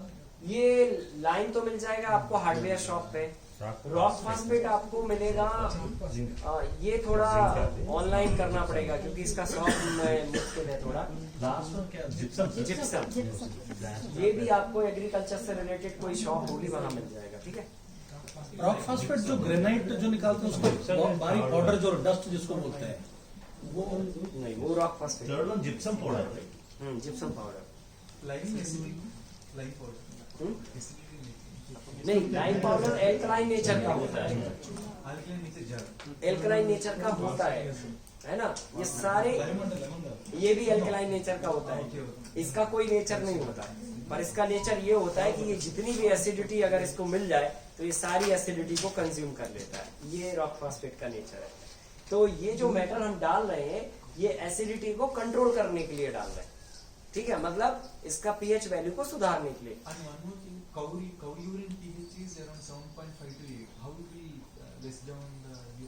अगर pH वैल्यू 8 है तो 100 डालना है, इनकेस 8.5 है तो 200 लीटर, अगर 9 नंबर है तो 300 लीटर, 9.5 है तो 400 लीटर, ऐसे बढ़ेगा। Cow urine का ही pH value. Sir, there is a lot of topics to cover, sir. But sir, if the topic is not clear properly, then what is the point? That can be understood This separately. is a हाँ please, क्या बोल रहे थे आप? Sir, whenever somebody asks a question, he needs to value calculate it 7.5 से ज्यादा रहता है. Okay, So this question is how can we okay What is the price? What is the आपने चेक किया marketing? काऊ यूरिन एसिटिक नेचर का होता है, alkaline nature का नहीं होता, एसिटिक नेचर का है। काऊ यूरिन को आप किसी आयरन पे डालिए या फिर आप उसका डायरेक्ट पीएच पेपर से चेक कर लीजिए, पीएच पेपर से डायरेक्ट चेक करेंगे तो भी पता चल जाएगा। एसिटिक नेचर का होता है काऊ यूरिन, हम उसको हमेशा रॉक फॉस्फेट को सॉल्युबल बनाने के लिए यूज करते हैं, है ना। तो मतलब जो है ना, आप एसिटिक नेचर की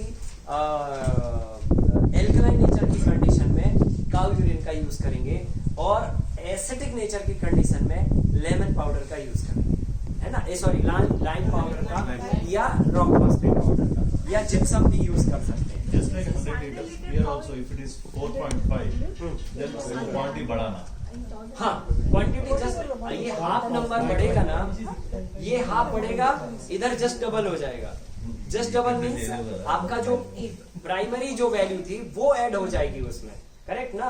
अभी जैसे 8.5 हुआ तो प्राइमरी वैल्यू 100 था, अभी और 100 ऐड हो जाएगा। फिर अगर 9 हो गया तो प्राइमरी वैल्यू कितना था, 300 हो जाएगा फिर, ठीक है। मतलब हर आधा पे 100 जुड़ ऐड होता जाएगा ऐसे। हाँ, और इसको सिर्फ ब्रॉडकास्ट कर देना है फिर। सिर्फ ब्रॉडकास्ट करना है, कुछ नहीं करना। ब्रॉडकास्ट करके आप फिर अपना बुआई प्रोसेस चालू कर सकते हैं।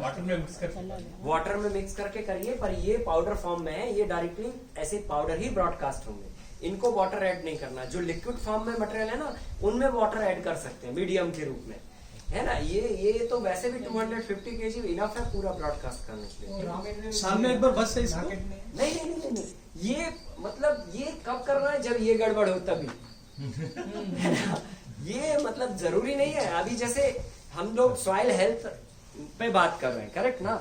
अभी हमें पहला पॉइंट क्या करना, कैसे हम पता करें सॉइल का हेल्थ कैसे क्या है, सुधारना कैसे? तो पहले पीएच पता करिए। अभी पीएच ठीक चल रहा है तो जरूरत नहीं है, हाँ, लेकिन आप ये चेक जरूर कर लें।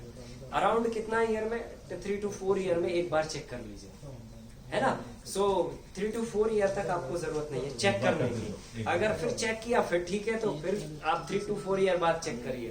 सो ऐसे रोज चेक करने की जरूरत नहीं है, ये 1 टाइम चेक होगा और 3 to 4 ईयर के बाद में फिर एक बार चेक कर लेना, कभी आपको जब डाउट लगे, है ना? वो भी जरूरी नहीं है कि आप 3 to 4 ईयर में ही करें। जब आपको लगे कि यार सब कुछ ठीक है पर क्रॉप ठीक से नहीं आ रहा है तो आप चेक करिए उसको। What is the average pH value in 6.5 to 7। overall in India? हाँ। नहीं, सब जगह का गड़बड़ है। इधर का भी ठीक नहीं है। पीच वैल्यू क्यों चेंज होता है? चेंज क्यों होता है? एक क्यों होता है? हम जो फर्टिलाइजर डाले हैं ना अभी तक, वो सब डिस्टरबेंस के कारण होता है ना? अगर सब कुछ ठीक ठाक चल रहा है, हम अगर नेचर के मुताबिक चल रहे हैं तो कभी कोई गड़बड़ नहीं है। अगर नेचर से हमने थोड़ा भी कुछ गड़बड़ किया, आर्टिफिशियल प्रोसेस यूज किया, तो साइंस तो वही है ना, उसी साइंस पे ही सब कुछ होना है। पर हम ऐड करेंगे तो पीएच घटता बढ़ता है, एसिडिक होती है सॉइल। जो हम फर्टिलाइजर यूज कर रहे हैं वो सारे एसिडिक नेचर के होते हैं, है ना? हम डीएपी डाल रहे हैं हर साल, 40 लाख टन डीएपी यूज होता है भारत में, 40 लाख टन, ठीक है? ये सारा एसिडिक नेचर का है। किधर जा रहा है? मिट्टी में ही जा रहा है ना, ये सब चीजें। अभी सेकंड, अभी हमने क्या किया, ए पीएच वैल्यू चेक कर लिया। अब हमें करना है इसका ट्रीटमेंट, सॉइल का ट्रीटमेंट, ठीक है ना? Soil treatment. अभी सॉइल ट्रीटमेंट कैसे होगा जी? कल आपको बोला था, अब बोलिए। हाँ, इतना 100 kg 100 kg lime powder 50 kilo powder. हाँ, ये ट्रीटमेंट है। सो इसमें क्या करना है आपको, 100 kg लेना है आपको लाइम पाउडर। सर अभी जो पहले करे ना, हाँ, to level मैं the बता pH रहा हूँ, levels, एक minute not the treatment over.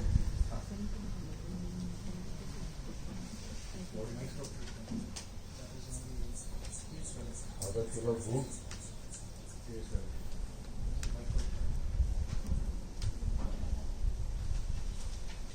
हाँ, 100 kg लाइम पाउडर और 50 kg नीम पाउडर या फिर 200 kg fresh leaf green leaves neem का। अब देखिए यहाँ पर ये सामान्य पीएच वैल्यू कंडीशंस में ये ट्रीटमेंट है। मतलब इनकेस अगर हमारा 6.5 to 7.5 है तो हमारा ये ट्रीटमेंट लगेगा। इनकेस अगर पीएच वैल्यू है ना कैसी है, एसिडिक नेचर की है, तो ये ट्रीटमेंट लाइम का 250 kg लगेगा और ये 100 kg भी लगेगा, करेक्ट है? इनकेस अगर पीएच वैल्यू एसिडिक नेचर की ना होके एल्कलाइन नेचर का हुआ तो फिर 100 kg लाइम नहीं लगेगा लेकिन नीम लगेगा। क्लियर हो गया? ठीक है ना? तो सिंपल है, अगर सामान्य पीएच वैल्यू है तो भी ट्रीटमेंट होना है, और अगर एसिडिक नेचर की सॉइल है तो भी ट्रीटमेंट एज इट इज होना है। अगर एल्कलाइन नेचर की सॉइल है तो लाइम बस नहीं होगा, बाकी नीम होगा। क्लियर हो गया? अब आते हैं नेक्स्ट स्टेप पे। हमारा तीसरा स्टेप है सॉइल हेल्थ में वेस्ट को क्लियर करना। वेस्ट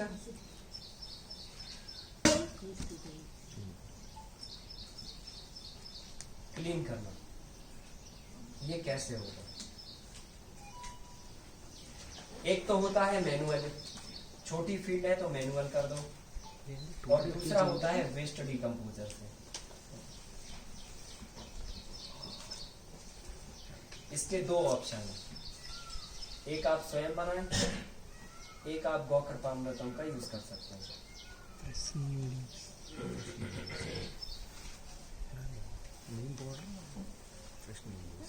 स्वयं बनाना है, अगर सेल्फ बनाना है तो इसका फार्मूला है 20 kg cow urine, sorry cow dung fresh, 20 litre cow urine, 2 kg jaggery,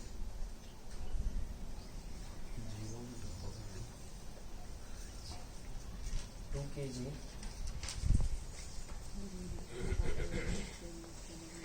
urad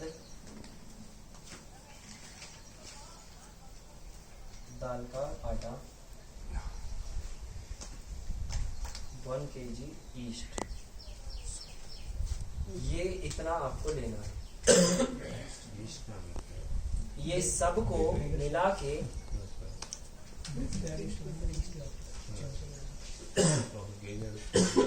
24 our stay करना है। एनी टाइप्स ऑफ बर्तन आपका जो भी हो, है ना, प्लास्टिक ड्रम पानी कितना लेना है सर? पानी जितना वो मैश करने के लिए लगे हमको, थोड़ा बहुत 5-10 लीटर लगेगा, 5 to 10 लीटर, क्योंकि ऑलरेडी 20 लीटर लिक्विड यूरिन है, सो वो ऑलरेडी डिजोल्व हो जाएगा। सो बहुत पतला नहीं करना, मैक्सिमम 20 लीटर पानी से ज्यादा नहीं लेना, ठीक है।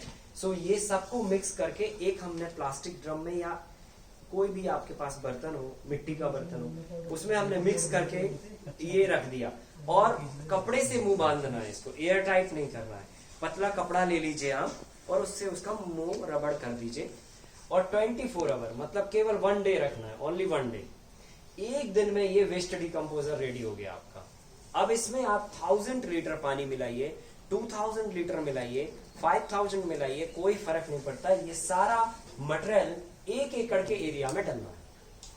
अगर आप 1000 मिलाएंगे तो भी 1 एकड़ में देना है उतना, और 2000 लीटर मिला देंगे तो वाटर थोड़ा ज्यादा देना पड़ेगा, पर एरिया 1 एकड़ इससे होएगा। क्लियर हो रहा है? ठीक है। सो हमें टोटल मिला के ये 1 एकड़ को एप्लीकेशन करना। ये आपका रेडी वेस्ट डिकम्पोजर है जिसे आप स्वयं 24 आवर में रेडी कर सकते हैं, और ये एकदम पावरफुल है। आप किसी भी जगह पे इसका यूज कर सकते हैं। इनकेस आपको कोई भी फार्म वेस्ट सड़ानी है, फॉर एग्जाम्पल, है ना, जैसे कचरा इकट्ठा हुआ, अभी ढेर लगा है उधर, हम लोगों ने कलेक्ट किया, उसको जल्दी डिकम्पोज करना है, ये मार दीजिए आप, ये 45 डेज के अंदर ये डिकम्पोज कर देगा किसी भी मैटर को, है ना। अगर कहीं पे आपको काउडंग ही कंपोस्ट करना है जल्दी, ठीक है, वो नॉर्मल होगा 3 मंथ में, पर जल्दी फास्ट करना है, ये मार दीजिए आप स्प्रे, तो 90 डेज की प्रोसेस 45 डेज में कंप्लीट मारना पड़ता है स्प्रे में, ठीक है। फोलियो स्प्रे स्टैंडिंग क्रॉप पे भी मार सकते हैं? नहीं, ये स्टैंडिंग क्रॉप मेथड, ये स्टैंडिंग में नहीं होगा, ये based material composting only for use composting. अमृतम बोले ना, एक भी मार सकते हैं, दोनों में एक मारना, रेड हाँ, दोनों में से कोई है। ये गौकृपामृतम भी ले सकते हैं आप। मात्रा कितनी लेनी? लगभग 200 kg लीटर के आसपास, 200 के लीटर आप गौकृपामृतम यूज कर सकते हैं। ये भाई गोपाल सुतारिया जी अहमदाबाद वालों ने ये कल्चर तैयार किया है, और उन्होंने गाय के गोबर से ही ये बैक्टीरिया कलेक्ट किए हैं और इनको मल्टीप्लाई किया है। बेसिकली ये बैक्टीरिया जो है ना, देखिए गाय के गोबर में ऑलरेडी बैक्टीरिया होते हैं, पर फिर उनका जो कैलकुलेशंस होता है, नंबर ऑफ क्वांटिटी होती है, वो कम होती है, इसलिए वो थोड़ा टाइम में कंपोस्ट होता है। लेकिन हम इसको कंसंट्रेट फॉर्म में बना दिए, है ना, तो ये जब डालेंगे ना तो ट्रिलियंस में बिलियंस में बैक्टीरिया जो है ना एक्टिव होके उसको जल्दी डिकम्पोज कर देंगे। इतना सा साइंस है। तो ये आप इसको लीजिए, ये बहुत अच्छा कल्चर है। ये आपको आपके क्षेत्र में किसी भी फार्मर्स के पास अगर हो, बातचीत करने से पता चलेगा, आपको मिलेगा। अदरवाइज हम कोशिश करते हैं इधर ही से आपको जाते समय आपको दिलवाएंगे, ठीक है। और अगर इनकेस ना भी मिले तो आप फिर बाद में हमको बोल सकते हैं किधर से मिलेगा, तो हम आपको कोई ना कोई फार्मर आपके नियर बाई कनेक्ट करा देंगे। हाँ बस है तो इधर से लेके जाइए, है ना। डायरेक्ट छिड़क दे, पानी भी मिलाने की आवश्यकता नहीं है। नहीं, अगर 200 लीटर है तो पानी मिलाने की जरूरत नहीं है, सॉल्यूशन बनाया है। आप 200 लीटर में से 198 kg लीटर आप ले लीजिए एप्लीकेशन के लिए। 2 लीटर आप इसमें छोड़ दीजिए, और 2 लीटर में 2 kg जैगरी और 2 kg जो है अपना बटर मिल्क गाय का, वो मिला दीजिए। फिर ये 7 डेज में फिर 200 लीटर बन जाएगा। फिर उस 200 को फिर 198 यूज करिए, 2 लीटर छोड़ दीजिए एंड फिर बना दीजिए वापस। कर सकते हैं, कोई नहीं। जैसे वाटर ड्राई हो जाते हैं ना समर में, हाँ वीड्स ड्राई हो जाते हैं समर में, हाँ, वो स्टैंडिंग ही रहता है फील्ड में, तो पॉलिश में डाल के उनको रोटावेट कर सकते हैं। डिकम्पोज कर सकते हैं, पर डिकम्पोजिंग की जो प्रोसेस है हमने आपको कल बोला था 25% मॉइस्चर होने की कंडीशन में ही होगी। अगर इनकेस आपके पास वाटर अरेंजमेंट है कि हम एक स्प्रिंकलर लगा के उसको थोड़ा मॉइस्चराइज कर दें और फिर डिकम्पोजर डाल के आप रोटावेटर करके छोड़ दीजिए, पूरा ब्लैक हो जाएगा, कंपोस्ट हो जाएगा। इनकेस अगर वाटर अरेंजमेंट नहीं है, वाटर बॉडी नहीं है, तो फिर आप एक आध रेन का वेट करिए। जब भी थोड़ा मॉइस्चर आया फिर हमने फटाफट एक्टिव हुए वेस्ट डिकम्पोजर मारा और तुरंत कल्टीवेट करके छोड़ दिया। फिर हम आफ्टर 5 डेज हम उसमें अपना क्रॉप्स लगा सकते हैं, ऐसे कर, करेक्ट। तो ये जो डिकम्पोजिशन का प्रोसेस है ये आपको जरूर करना, ये सॉइल की क्लीनिंग प्रोसेस में आएगा, जो हमने कल ऑन प्रैक्टिकल आपको एक्सप्लेन भी किया था और समझाया था। अब हम 3 स्टेप क्लियर कर लिए सॉइल हेल्थ पे। नंबर 1 पीएच वैल्यू हमने सबसे पहले कैलकुलेशन किया, फिर हमने सॉइल का ट्रीटमेंट किया, फिर हमने सॉइल को वेस्ट डिकम्पोजर डाल के क्लीन किया। और ये तभी करना है जब आपका कुछ तो भी सॉइल में वेस्ट मैटर हो। इनकेस अगर नहीं है तो करने की जरूरत नहीं। ठीक है, अब नेक्स्ट चलते हैं। अब हमें क्या करना है,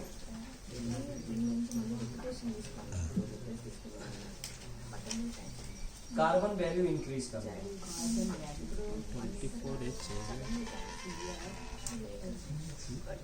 24H अभी तक हमने जो भी किया वो सॉइल को समझ लो टेस्टिंग बेसिस पे किया। ठीक है, जैसे अगर हम डॉक्टर के पास जाते हैं तो पहले वो टेस्ट कराते हैं ना, एक्सरे कराते हैं जी, 1-2 है ना जांच होती है, सब वो ये सब वही है ना। अभी एक्सरे हुआ है, जांच हुआ है, अभी तक कुछ भी ट्रीटमेंट नहीं दिया गया, अभी कुछ तो भी उसका हेल्थ के इम्प्रूवमेंट के लिए कुछ नहीं किया गया। अब यहाँ से जो है ना हम ट्रीटमेंट करेंगे हेल्थ को इम्प्रूव करने के लिए। ठीक है, तो ये 3 पॉइंटों पे हमने पीएच वैल्यू सामान्य तरीके से पता किया कि क्या पोजीशन है। ट्रीटमेंट ये कॉमन है, ये किया हमने। क्लीन अगर है वेस्ट मैटर तो किया, नहीं तो नहीं किया। अब हम कार्बन वैल्यू बढ़ाएंगे। कार्बन वैल्यू का मतलब ये हुआ कि मिट्टी का ब्लड बढ़ाना, ब्लड को इंप्रूव करना। जैसे एक कमजोर इंसान में डॉक्टर बोलते हैं खून का कमी है इसको, है ना, ब्लड का डिफिशियंसी है या थोड़ा कम है, तो क्या करना, पालक एडवाइस करते हैं, थोड़ा फूड में सुधार करने के लिए बोलते हैं। और कम हुआ तो सीधा डायरेक्ट लगा देते हैं ब्लड, है ना। ठीक है, तो क्या है, ये जो कार्बन है ना ये मिट्टी का ब्लड है। अब ये ब्लड बहुत कम हो गया या खत्म हो गया ऐसा आप मान लो। ठीक है, ये इसलिए मान लो क्योंकि आपको पूरा कंट्री का कार्बन वैल्यू चेक करने की जरूरत नहीं है। ये ऑलरेडी हमने पूरा देश का स्टडी हम कर रहे हैं, हर जगह हमारे गवर्नमेंट सब कॉन्टेक्ट्स हैं, सब हमें पता है किधर का क्या वैल्यू है। आप उस पे जाइए इंटरनेट पे, आपको हर डिस्ट्रिक्ट का जो है ना एवरेज कार्बन वैल्यू पता चल जाएगा। तो अभी इंडिया की जो कंडीशन है वो ये है, मैं लिख देता हूँ, हालांकि ये बात लिखनी नहीं चाहिए। 0.22 0.75 है, ये कृषि प्रधान देश की कार्बन वैल्यू है। ठीक है, मतलब ये बहुत कठिन है ये बात कहना। ये भारत जो है ना, मतलब कार्बन वैल्यू के मामले में सबसे लोएस्ट कार्बन हो गया हमारा। कार्बन मतलब ब्लड, मिट्टी का। अब मिट्टी के पास जब ब्लड ही नहीं बचा साहब, तो आप बताइए वो कैसे आपको ताकतवर अन्न देगी, है ना। तो ये टॉपिक जो हम लोग स्टडी कर रहे हैं ना सॉइल हेल्थ का, ये इसलिए कर रहे हैं क्योंकि हमारी हेल्थ खराब है। अगर हमारी हेल्थ अच्छा होता तो हम इसको करने की जरूरत ही नहीं थी। मतलब एक हम कॉमन सेंस या फिजिकली रूप से हम बात कर रहे हैं कि सॉइल हेल्थ हमें इसलिए सुधारना है क्योंकि इंसानों की हेल्थ खराब है।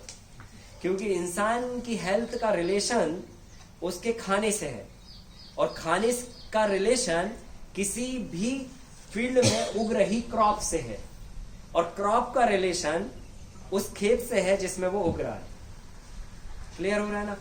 तो सारा उधरी से निकल के आता है हमारे तक। ठीक है, तो पहले नंबर हमारी हेल्थ खराब हुई, उसके पहले क्रॉप की हेल्थ खराब है। क्रॉप की हेल्थ इसलिए खराब है क्योंकि सॉइल की हेल्थ खराब है। और अगर हमने सॉइल की हेल्थ सुधार दिया तो वापस आ जाइए, क्रॉप का हेल्थ अच्छा हो जाएगा और वापस फिर हमारा हेल्थ अपने आप अच्छा हो जाएगा। तो इसीलिए हम लोग ये टॉपिक को डीप में स्टडी कर रहे हैं, अलग से टॉपिक बना के, करेक्ट। अब इसमें ब्लड चाहिए मिट्टी को, क्योंकि ये जो है ना 0.2 से 7.5 तक एवरेज है, ये एवरेज बात हो रही है। अभी होना कितना चाहिए वो भी मैं लिख देता हूँ, 2.25% होना चाहिए एक अच्छी हेल्दी सॉइल के लिए। जैसे एक अच्छे हेल्दी इंसान के अंदर एवरेज 7 लीटर के आसपास ब्लड होना चाहिए, है ना, वैसे ही एक अच्छी हेल्दी सॉइल के अंदर 2 to 5% एवरेज कार्बन होना चाहिए। और ये 1% भी नहीं है। अभी सोचो 1% में भी 50 है ना, डिवाइडेड 1/10 पार्ट है। कितना कम है, मतलब बहुत खतरनाक सिचुएशन में है हम। मतलब मिट्टी हमको जिंदा रखी है, ये बहुत बड़ी बात है क्या। अब इसका वैल्यू कैसे बढ़ेगा, अब उस पर बात करते हैं। कार्बन वैल्यू बढ़ाने के लिए हमें सबसे पहले नंबर, इसके बहुत सारे उपाय हैं मतलब जो है ना, कोई एक तरीका नहीं है कार्बन बढ़ाने का, बहुत सारे तरीके हैं। उसमें से किसी भी एक प्रैक्टिस को आप अडॉप्ट कर सकते हैं। सो 1 प्रैक्टिस, पहले नंबर आप क्या कर सकते हैं, इसमें सीधा कंपोस्टिंग करिएगा 10 टन पर एकड़।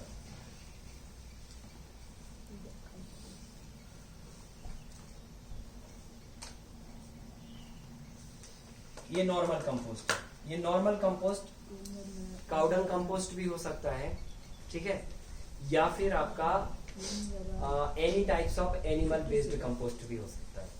पर आपको फर्स्ट प्रायोरिटी रखना है कि आपको काउडंग कंपोस्ट ही मिले, क्योंकि काउडंग में जो पावर है, जो पोटेंशियल है, वो दुनिया के किसी भी एनिमल के पास नहीं है।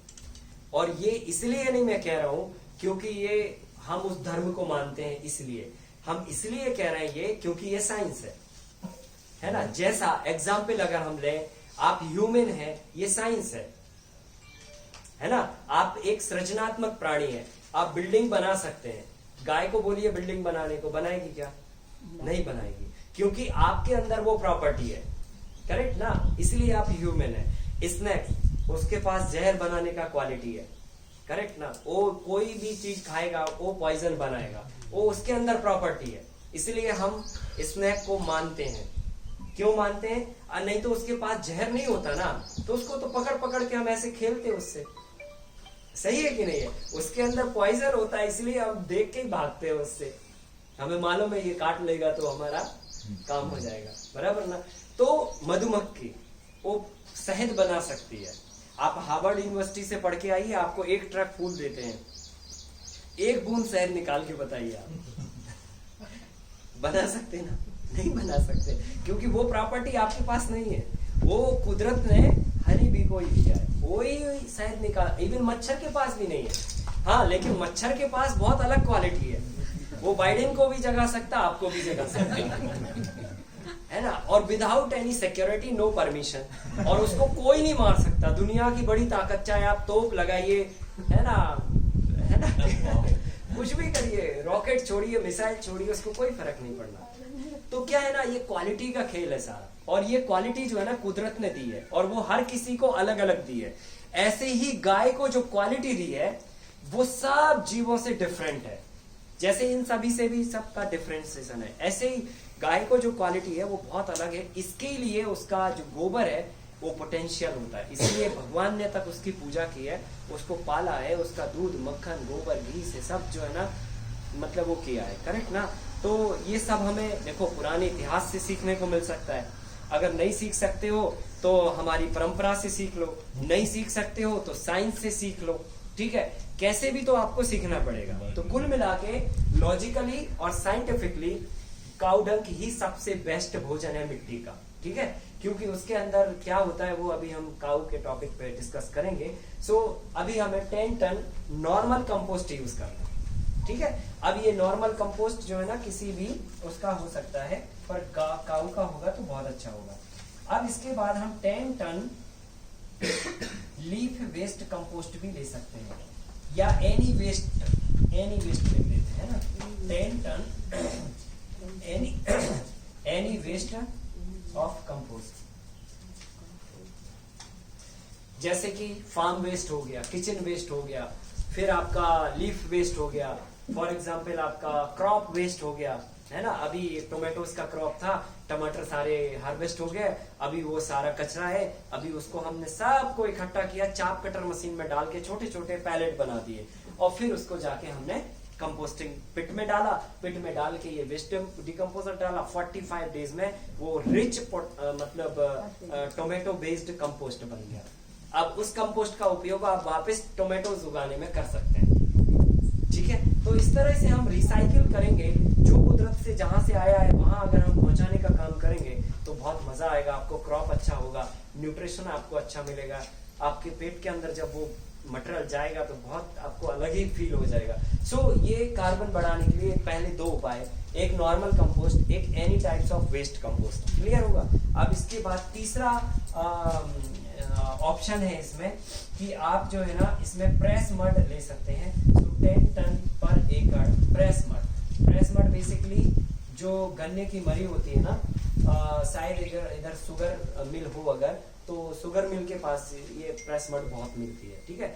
वो गन्ने का जो रस निकलता है ना, जूस निकलता, उस जूस को जब वो करते हैं ना, साफ करते हैं, फिल्टर करते हैं, तो मरी निकलती है, उसको प्रेस मड बोलते हैं।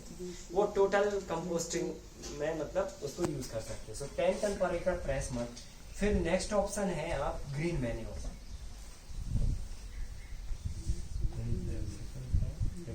ग्रीन मैन्योर, अब ग्रीन मैन्योर में 3 ऑप्शन है, सॉरी 4 ऑप्शन है। एक आप ढैंचा या फिर उड़द, मूंग, सन। ये ग्रीन मैन्योर का मतलब हुआ क्रॉप लगाना और उसका कंपोस्ट बनाना। पर क्रॉप किसका लगाना? ढैंचा एक सीड्स होते हैं, मूंग, उड़द और सन, ये सब कुछ सीड्स हैं बेसिकली। ये सब वीड्स की कैटेगरी में आते हैं, खरपतवार की कैटेगरी में आते हैं, वीड्स हैं ये, ठीक है। और इनके सीड्स होते हैं, इनके सीड्स को लगा के खेत में बुआई करके 40 डेज में ये क्रॉप को वापस खेत में ही पलट देना, ये कहलाता ग्रीन मैन्योर, ठीक है। तो खेत में कैसे रोटावेटर चला के आप मिला दीजिए, मिक्स कर दीजिए। इससे क्या होगा, मिट्टी का कार्बन इंस्टेंट बढ़ेगा, बहुत जल्दी और अच्छा बढ़ेगा, मिट्टी का ब्लड बढ़ेगा, करेक्ट। अब एक और लास्ट ऑप्शन है, जो इधर जगह नहीं है तो ऊपर में लिख देता हूँ। नहीं, तोड़ना नहीं है, कुछ तो भी नहीं करना। अभी क्रॉप खड़ा है, हम रोटावेटर लेके गए और हमने चला दिया उसके ऊपर। रोटावेटर मतलब जो छोटे छोटे टुकड़े कर देता है, काट भी देता है और सॉइल में मिक्स कर देता है, ठीक है। सो ग्रीन मैन्योर में आप 4 टाइप में से किसी भी एनी 1 क्रॉप्स को आप लगा सकते हैं। या तो ढैंचे का आप ले लीजिए, है ना, या तो आप उड़द ले लीजिए, या मूंग लगा दीजिए, या सन। और इसको 40 डेज तक क्रॉप्स को उगने देना है। 40 डेज में इतना हाइट पे आएगा और इतना हाइट का क्रॉप्स को वापस आप टिलेज कर देंगे, सॉइल में ही वापस पलट देंगे।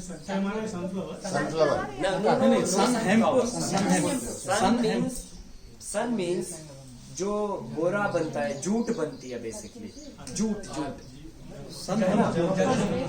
हाँ, जूट जो बनता है ना वो सन प्लांट से ही बनता है। पर वो सन प्लांट जब 6 मंथ का हो जाता है तो उसमें से जूट निकलता है।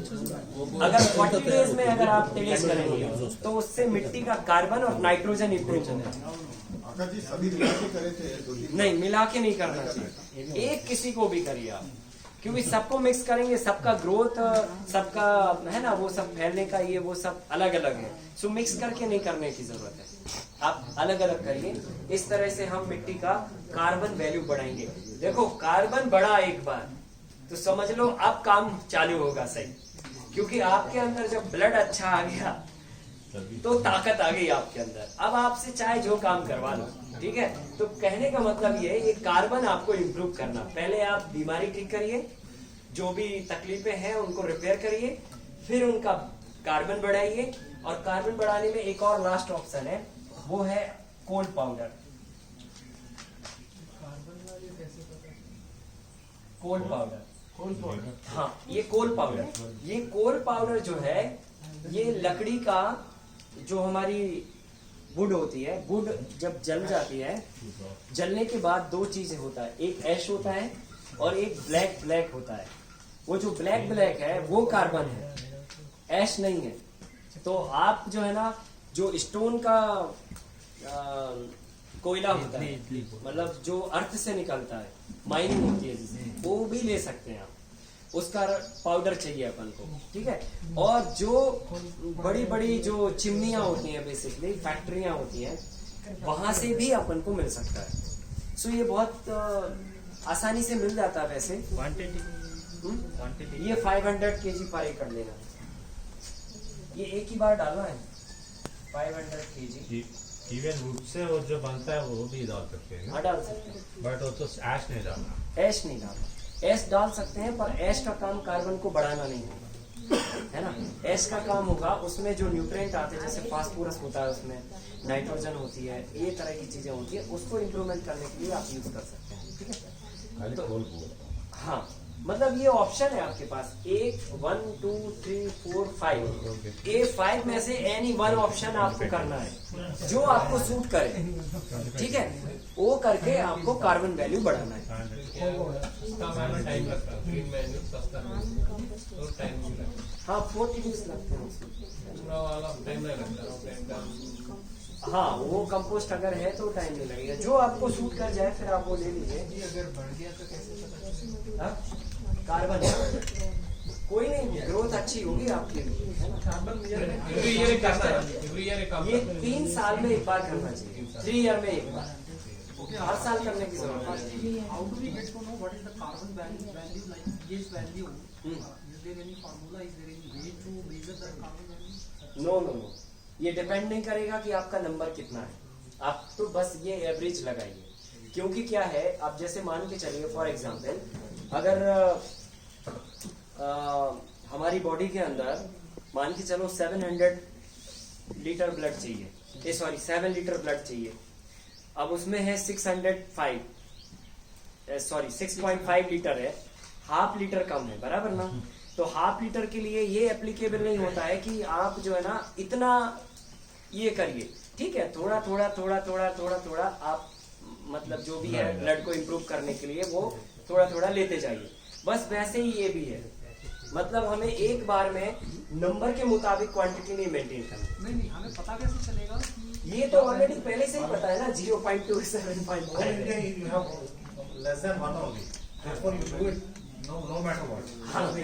ज्यादा होते तो भी ज्यादा है, हो रहा है तो भी इनकेस अगर ज्यादा है, देखिए आपको मैं बोल रहा हूँ, आपको टेस्ट कराना है तो फिर आप जाइए यूनिवर्सिटी के पास या जाइए आप सॉइल टेस्टिंग के पास, आप एग्जैक्टली नंबर पता करिए, है ना, और नंबर पता करके फिर यही काम करिए, करेक्ट ना।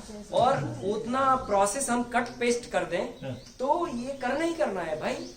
ये करने से सॉइल की हेल्थ आपकी इंप्रूव होनी होनी है और वो आपको करनी है।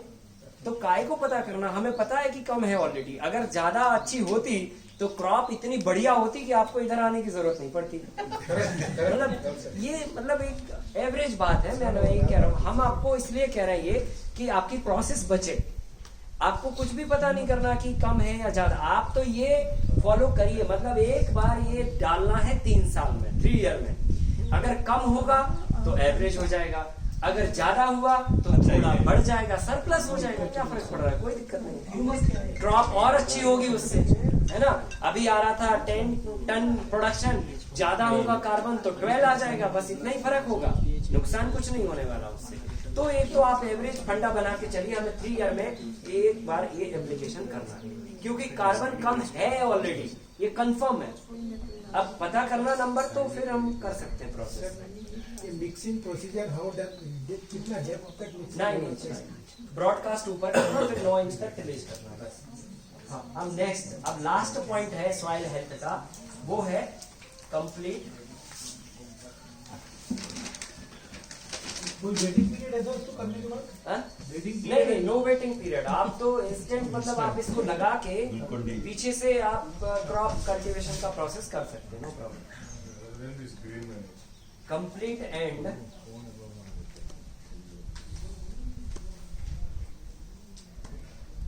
बैलेंस डाइट लास्ट पॉइंट है सॉइल हेल्थ का। हम लोग क्या करते हैं ना, कंप्लीट एंड बैलेंस डाइट लेते हैं और सॉइल को नहीं देते है ना, है ना। और जबकि हमें ये समझ नहीं आता कि हम सॉइल को कंप्लीट एंड न्यूट्रिशनल डाइट दें, तो हमको ये पता करने की जरूरत नहीं है कि अब हमको क्या कमी है। तो हम क्या करते हैं ना, अपना पता करते रहते हैं बस, और अपने में ही लगे रहते हैं। और जबकि जो है ना, सॉइल का आप ये सुधार दो तो आपको सुधारने की जरूरत ही नहीं है, वो आपको कंप्लीट ही मिलेगा। सही है। पर थोड़ा क्या है ना, ये जब हम ज्यादा पढ़ जाते हैं ना तो ये गड़बड़ होता है। कंप्लीट एंड बैलेंस डाइट ये बहुत इंपॉर्टेंट है क्रॉप की हेल्थ के लिए, है ना। ये दो वर्ड हमने इसलिए बहुत फिल्टर करके लिखे, कंप्लीट एंड बैलेंस। कंप्लीट का मतलब ये हुआ कि आपको वो सारा देना है जो जो प्लांट्स को चाहिए, और बैलेंस का मतलब ये हुआ उतनी मात्रा में देना है जितनी मात्रा में चाहिए। जैसे हमारी बॉडी को शुगर चाहिए, कैल्शियम चाहिए, ग्लूकोज चाहिए, आयरन चाहिए, जिंक चाहिए, पोटाशियम चाहिए, XYZ, ठीक है।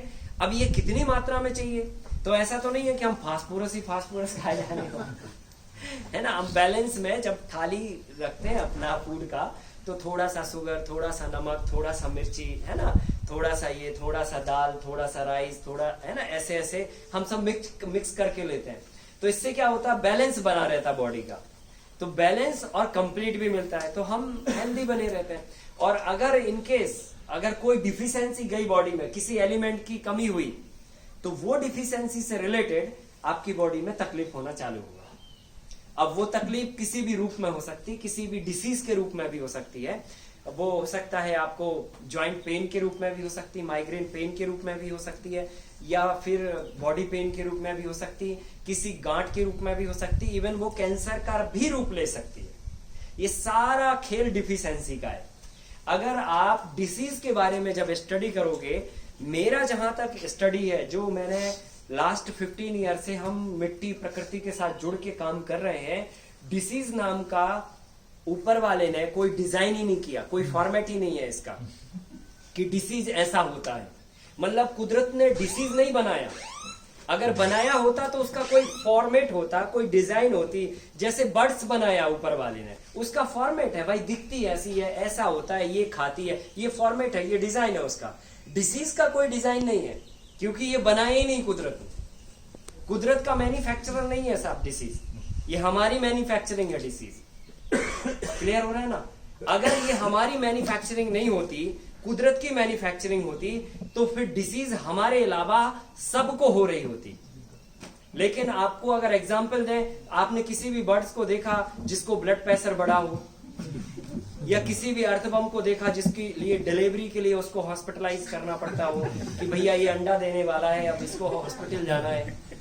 आप अमेजिंग कीजिए, अमेजिंग, बिकॉज क्योंकि ये अर्थ में रहते हैं, करेक्ट, और हम अपने हिसाब से रहते हैं। ये अर्थ में कुदरत के नियम के अनुसार रहते हैं, और हम घर में अपने नियम के अनुसार रहते हैं, कुदरत के नियम के अनुसार नहीं रहते।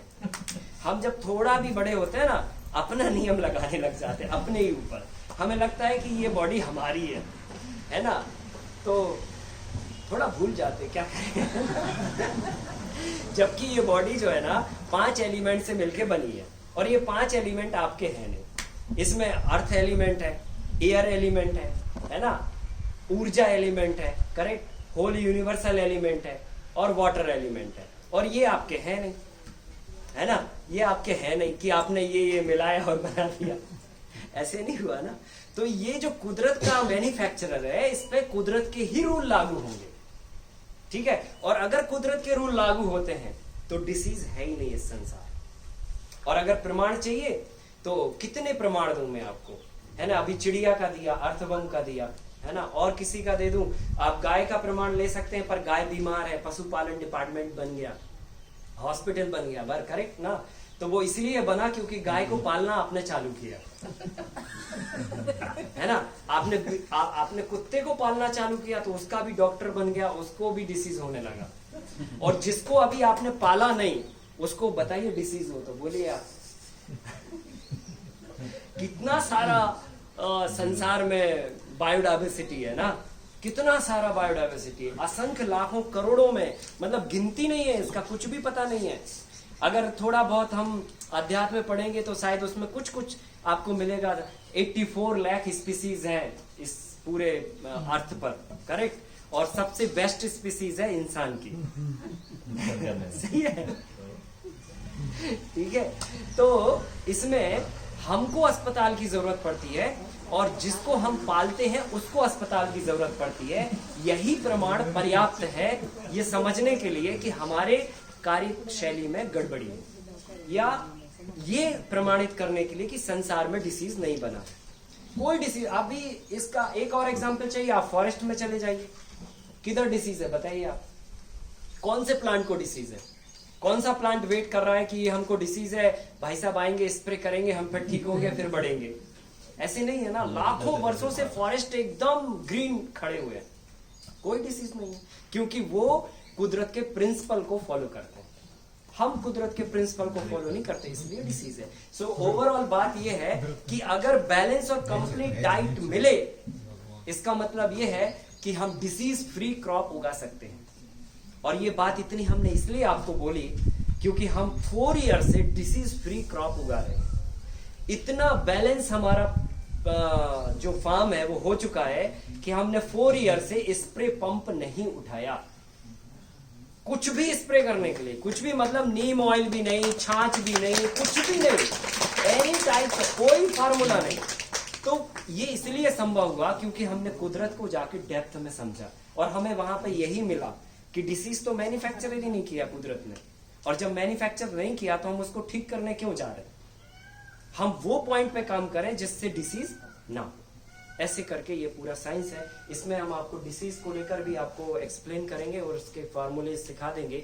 आप अगर ये फार्मूले पे जाते, मैं गारंटी से बोलता हूं 1 से 2 साल के अंदर आपकी सॉइल इतनी बढ़िया हो जाएगी और क्रॉप इतनी बढ़िया हो जाएगी और डिसीज गारंटी के साथ 50 to 60% नहीं आएगा, 60% नहीं आएगा, 40% बस बचेगा।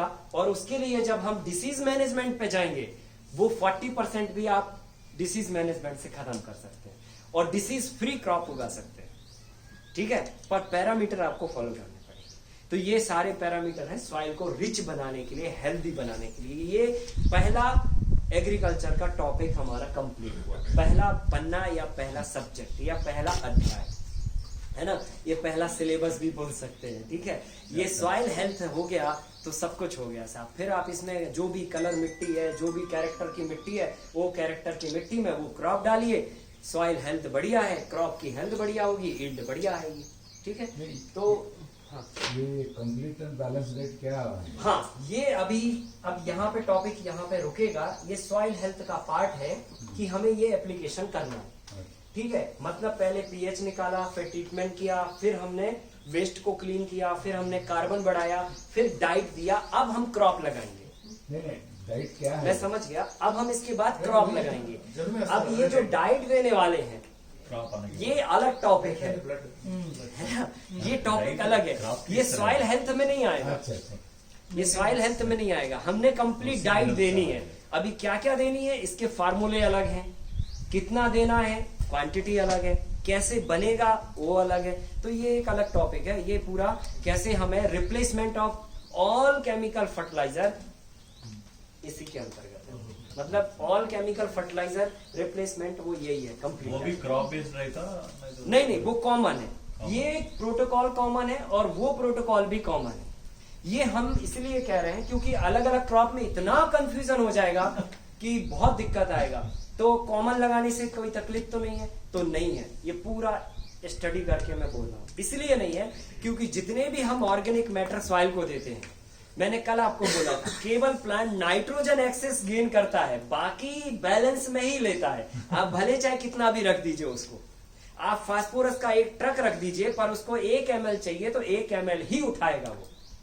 और जब 1 ml उठाना है तो हमको चिंता क्यों करनी है? थोड़ा ज्यादा चला गया तो जानिए।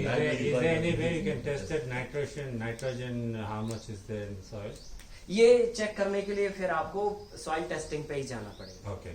और अगर आपको फिजिकल जजमेंट करना तो अंदाजा लगाइए, ग्रोथ नहीं हो रही है मतलब नाइट्रोजन डिफिशियंसी है। प्लांट येलो हो रहा है, नाइट्रोजन डिफिशियंसी हो सकती है। तो अंदाजा लगा के हम एप्लीकेबल कर दें। अब इसमें ये चिंता नहीं करनी अरे यार ज्यादा चला गया तो क्या होगा, जाने दो, कोई दिक्कत नहीं। Okay. हाँ, And the sodium has more in the soil. आपको ये यूरिन का यूज करना पड़ेगा या लेमन का यूज करना पड़ेगा, सोडियम ज्यादा हो। जो सोडियम ज्यादा है तो definitely the pH value will be more there. हाँ करेक्ट है ना, एल्कलाइन नेचर की सॉइल होगी, कार्बन वैल्यू बढ़ेगा और ये यूरिन यूज होगा, दो चीजें यूज हो जाएंगी तो आपका सॉइल नॉर्मल आ जाएगा। अराउंड फर्स्ट क्रॉप सीजन में ही आ जाएगा, एक क्रॉप साइकिल में ही आ जाएगा जी। तो ये क्लियर हुआ, यस समझ में आ गया ना प्रॉपर, ठीक है। अब इसके बाद ही हमें कोई क्रॉप पे आगे बढ़ना है।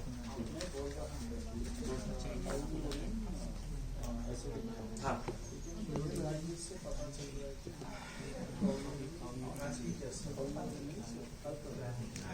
कहाँ का रिपोर्ट है?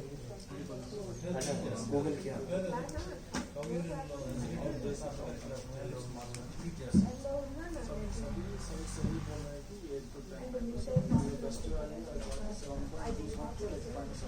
इसका वैल्यू, इसका वैल्यू एवरेज यूरिन जो है ना एसिडिक नेचर का होता है। अभी फिर आपने बोला है तो इसको फिर स्टडी में लेना पड़ेगा। अभी क्लियर करके फिर हम आपको ग्रुप पे आपको इसका मैसेज दे देंगे, है ना। There is a one more question to be useful. There is a situation actually. The black soil under the where the lake is there, the water has gone, so we can get the black soil from there. So they kept on the in the regular land. So what happened actually, that black soil has got more that what do you call chowdu in no moramga. Chowdu is the white color. Salt. White color अरे salt soil को क्या बोलते हो? चौड़ అంటే salt ఎక్కువ What do you think in India is that chowdu land? नमक ज्यादा है लेकिन हाँ नमक वही साल्ट ज्यादा है सर सफेद रहता है वो land. सफेद रहता है। वही सफेद रहता है land. बिल्कुल Actually, they have taken that land thinking that's a black soil and put in this and it becoming more problem is that kind of situations how to okay, मतलब आपने सॉइल बाहर से लाके डाला तो और प्रॉब्लम बढ़ गया। बाहर से बोले तो वो जो हाँ।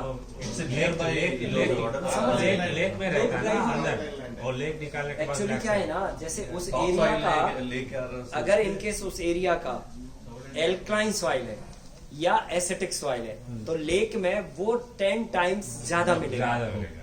करेक्ट, क्योंकि सॉइल जो वहां पर गया है वो पूरे फार्म से सभी का इकट्ठा होके टॉप सॉइल वहां पे गया है और टॉप सॉइल में ही सबसे ज्यादा एल्कलाइनिटी या एसिडिटी होती है।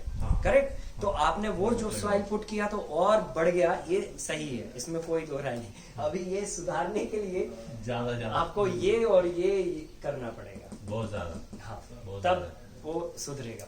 जी ये अगर हम पीएच वाले का ट्रीटमेंट कर देंगे कितना गैप देना पड़ेगा? तुरंत करिए, तुरंत, कोई गैप नहीं करना। ये देने ये और ये साथ। अच्छा, अभी इसको फिल्टर करते हैं थोड़ा, देखिए।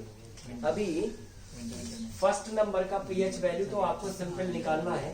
अभी अगर इसमें ट्रीटमेंट करना पड़ा हमें पीएच वैल्यू बैलेंस करने के लिए तो इसको और इसको साथ में लगा सकते हैं, एक साथ में लगा दीजिए ट्रीटमेंट दोनों का। अलग अलग एप्लीकेशन करने की जरूरत नहीं है, समझ गया ना।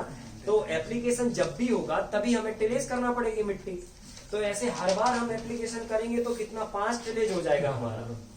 सो इतना नहीं करना हमको। सो प्रोसेस क्या है, ये दोनों को एक साथ कर दीजिए। अब आता है लास्ट में क्या, वेस्ट डिकम्पोजर को क्लीन करना, कार्बन वैल्यू को बढ़ाना और कंपोस्टिंग को करना। ठीक है, अगर आपको लगा कि इसमें गड़बड़ है, मतलब वेस्ट पड़े हुए हैं हमारे फार्म के अंदर और कार्बन भी बढ़ाना है और डाइट भी देनी है, तो इन तीनों को आपस में एक साथ क्लब कर दीजिए। ठीक है, वेस्ट डिकम्पोजर को इसी में मिक्स करके सबको एक साथ मिला के आप एक ही बार में दे दीजिए और टिलेज करके फिर आप 4 से 5 दिन के बाद कल्टीवेशन करिए। करेक्ट, क्योंकि ये वेस्ट है ना इसमें। अगर वेस्ट नहीं होते तो ये दोनों मिक्स करके डाल के तुरंत भी कर सकते हैं आप, इंस्टेंट बुआई कल्टीवेशन।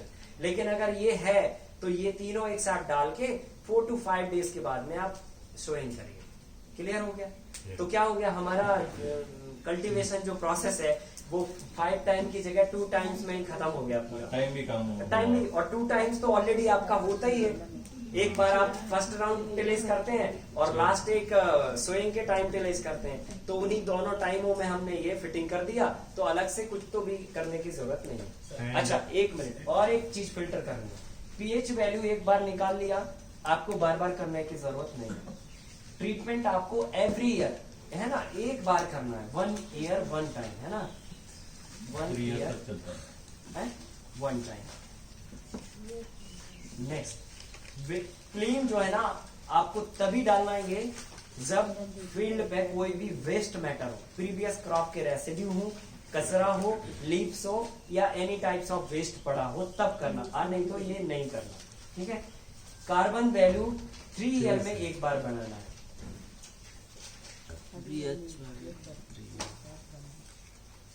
और ये एवरी क्रॉप देना है। सर लॉन्ग ड्यूरेशन क्रॉप है तो क्या करना? लॉन्ग ड्यूरेशन क्रॉप होगी तो साल में एक बार, जैसे मैंगो है, मैंगो साहब 20 साल खड़ा रहेगा, 20 ईयर, तो एवरी ईयर आपको ये डोज देना है ना। कार्बन बढ़ाने के लिए। कार्बन बढ़ाने के लिए तो एक बार दे दिया, फिर आपको उसमें जरूरत ही नहीं पड़ेगी, क्योंकि ये जो जाएगा ना एवरी ईयर, इसमें ऑलरेडी कार्बन रहेगा। ये तो हमें स्टार्ट करने के लिए बेस बनाना सॉइल का, क्योंकि अभी हमें पता है कि सभी सॉइल रफ सिचुएशंस में है, तो हम जब स्टार्ट करेंगे तो ये पहली बार देना। एक बार दे दिया तो वेजिटेबल क्रॉप उगा रहे हैं तो 3 ईयर में एक बार दीजिए, और अगर आप फ्रूट का बागान कर रहे हैं तो मतलब एक बार देने से बस खत्म हो गया। अभी फिर Shravan is doing organic farming in 100 acres. हाँ। He converted from chemical to organic. हाँ। He has got some practical problems. Ji. If he asks the questions that will be useful for us also. हाँ। Because largest scale में कर रहा है, हाँ। practical में कर रहा है. हाँ। So his questions will be of use to all of us. Shravan जी, हाँ। आप start थोड़ा खड़े होके, हाँ। खड़े हो।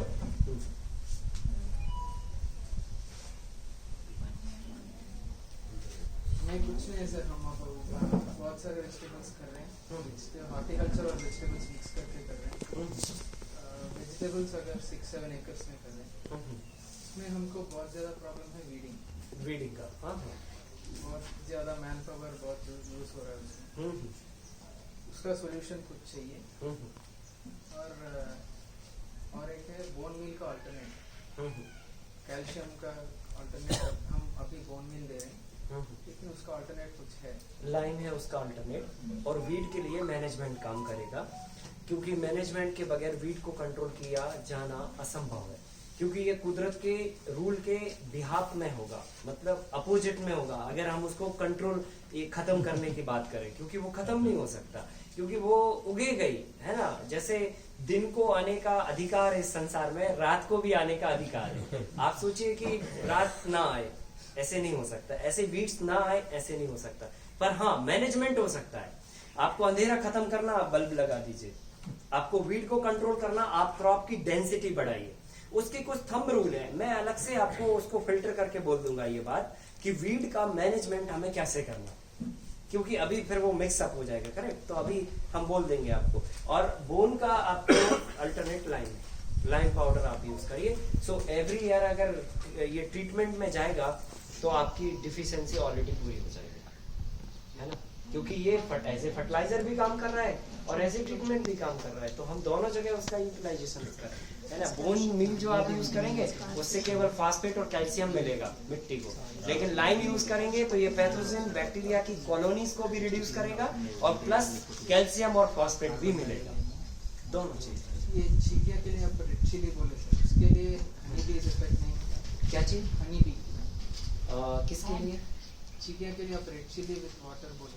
हाँ हाँ, अगर वो नहीं डाले तो नहीं, वो इफेक्ट नहीं होगा, क्योंकि चींटी के पास पंख नहीं है, हनी बी के पास पंख है। सो हनी बी क्या करेगी, अगर किधर पे उसको लग रहा है कि ये रेड जोन है तो वो ऑलरेडी वहां जाएगी ही नहीं। कोई प्रॉब्लम नहीं सर, अगर हम डाल दिए अगर वहाँ पे नहीं, पर ऐसा नहीं होता कि वो मतलब रेड जोन ही बना रहेगा, मतलब एक इफेक्ट है, उसका टाइम पीरियड है, मैक्सिमम जो है ना 50 डेज तक इफेक्ट करेगा वो, उसके बाद में जो है ना वापस आ जाएंगी वो। तो हो सकता है कि 5 to 7 days तक वो ना जाए वहां पर, फिर वापस आने लग जाएंगे। तो ऐसे तकलीफ नहीं है। The ants, where the ants will go actually after that, ants are going to go away from there. हाँ, अगर नुकसान पहुंचा रही है चींटियां तो फिर आप काऊ यूरिन का यूज करके या रेड चिली पाउडर का यूज करके उन्हें भगा सकते हैं। और भाग गई तो फिर भाग गई, फिर एक आध बार कभी और दिखे तो एक आध बार और मार दीजिए, तो फिर सॉल्व हो जाएगी ये प्रॉब्लम, है ना। And I have a question. Termite का प्रॉब्लम ज्यादा है। टर्माइट सर ये इसी से कंट्रोल होगा, सॉइल ट्रीटमेंट। ओके, हाँ, ये मतलब एक कंप्लीट पैकेज है बेसिकली, जिससे मतलब सारी चीजें ट्रैक पे आ जाएंगी। जितनी भी छोटा छोटा प्रॉब्लम है ना, सब ट्रैक पे आ जाएगा। हाँ, पर रेगुलर आप 2 ईयर इसको फॉलो करेंगे तो ट्रैक पे आ जाएगी गाड़ी। और आप 1 टाइम डाल के हम सोचे इंस्टेंट प्रॉब्लम सॉल्व हो जाए ना, तो इंस्टेंट नहीं होगी, क्योंकि हम यहाँ पे कोई किलिंग मैटर यूज नहीं कर रहे कि किसी चीज को हम किल कर दें इंस्टेंट। हम कंट्रोल करने के लिए ये सारी चीजें कर रहे हैं, तो कंट्रोल आसानी से नहीं होगा। इतना साल में बिगाड़ा है तो 2 साल चाहिए वो ठीक करने के लिए, ऐसे। चलिए ठीक है, अभी Last one question. हाँ, See, usually when you get the fresh cow dung, हाँ, which is not going to do good for the land. Correct. Usually if you leave the cows in the farm, because they will be going around and doing that. correct, Is there anything we need to take a precaution that you can do something about it? correct, We want to leave the cows on the farm. They'll be going and everywhere the dung will correct, fall. correct. So how we are going to do that? इसके 2 wing है actually. पहले जो system पे काऊ घूमता था, होता था ये सब ना, वो फुली नेचुरली सॉइल थी। मतलब वो अनहेल्दी सॉइल नहीं थी, बीमार नहीं थी, स्टेमिना बढ़िया था। अभी क्या है ना, उसमें ऑलरेडी पहले से डिसीज है। अभी ये गया तो ये डिसीज को इम्प्रूव कर देगा, एक पॉइंट। दूसरा पॉइंट कि जो है, पहले जब गाय घूमेगी तो फार्म पे जो है ना मोस्टली क्रॉप नहीं होती वो टाइम पे। तो जब गोबर पुट हुआ, मतलब काउडंग गया सॉइल में, तब उस समय पे क्रॉप नहीं है।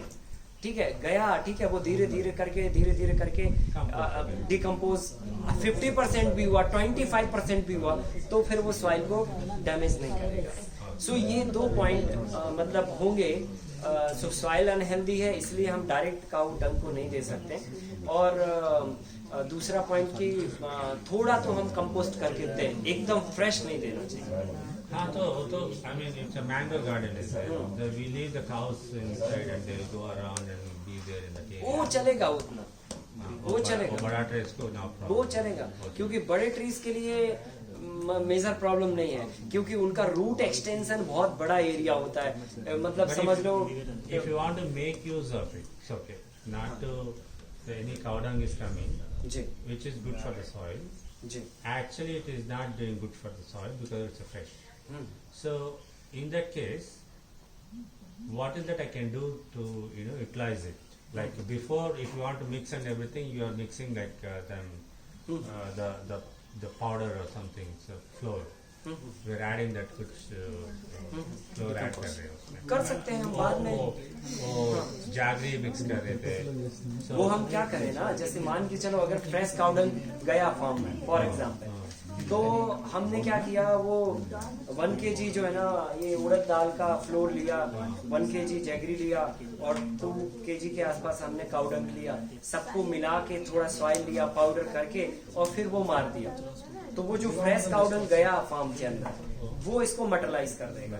तो इनकेस अगर ऐसा कभी लगे कि यार फ्रेश काउडंग काफी हो गया है, ये नुकसान ना पहुंचा दे, तो इस तरह का हम एक फार्मूला बना के और मार दें, तो वो जो फ्रेश काउडंग का इफेक्ट है वो न्यूट्रल कर देगा ये, है ना, और वो फिर कार्बनिक मैटर के रूप में यूज हो जाएगा। देखो, बेसिक चीजें अगर हमें पता है तो आप फार्मूला इंस्टेंट फॉर्म कर सकते हैं, करेक्ट। और अगर हमें बेसिक चीजें ही नहीं पता, तो फिर क्या है ना, हम फिर किसी एक फार्मूले में फंस के रह जाते हैं और फिर वो मामला गड़बड़ हो जाता है। तो हम बेसिक चीजों पर काम करें, हम साइंस पर काम करें, है ना, और जो कॉमन चीज है उसको पकड़े, तो हमें फिर आगे की तकलीफें ऑलरेडी नहीं होंगी।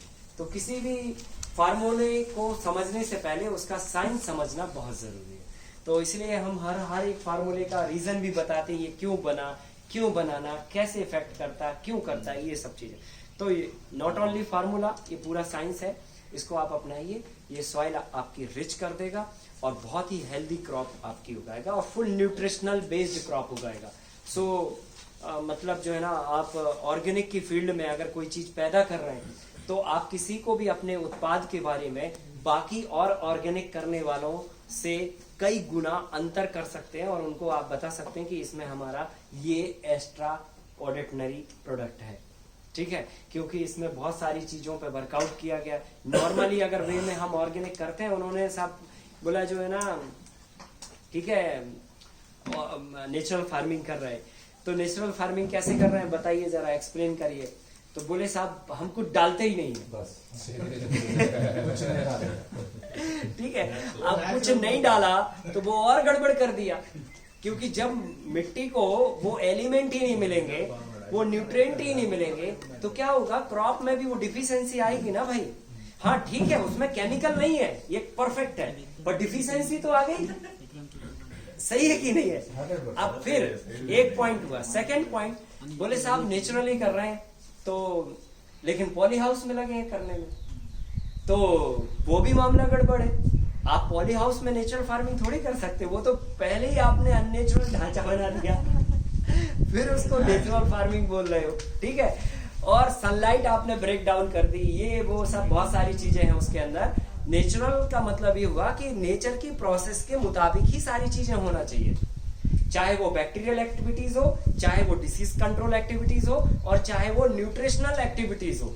ये सारी एक्टिविटीज नेचुरल प्रोसेस से होना चाहिए, या टेक्नोलॉजी की एक्टिविटीज हो, है ना। अब हम टेक्नोलॉजी लगा रहे हैं अपने दिमाग की और नेचुरल फार्मिंग उसको बोल रहे हैं, तो ये भी गलत पॉइंट है।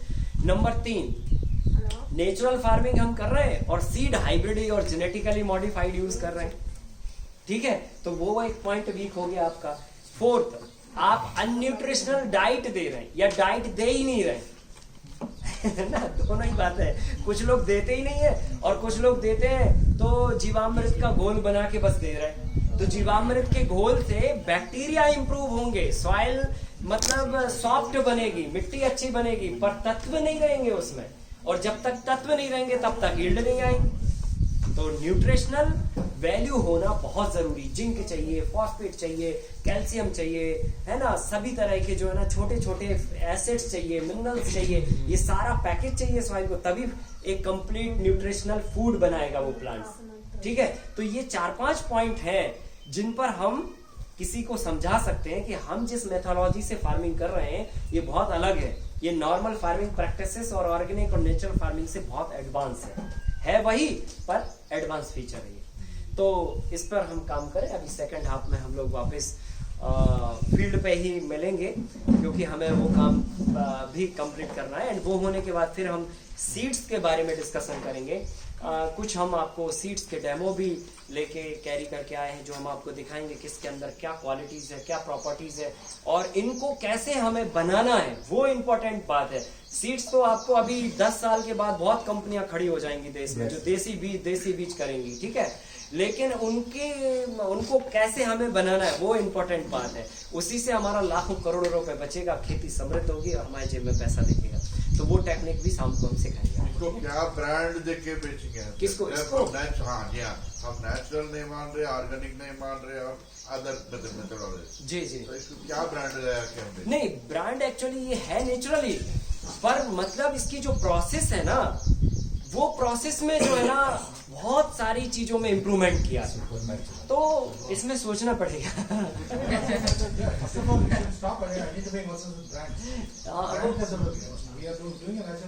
हाँ, आपका नाम ही रखेंगे सर। देखिए वो सुपर नेचुरल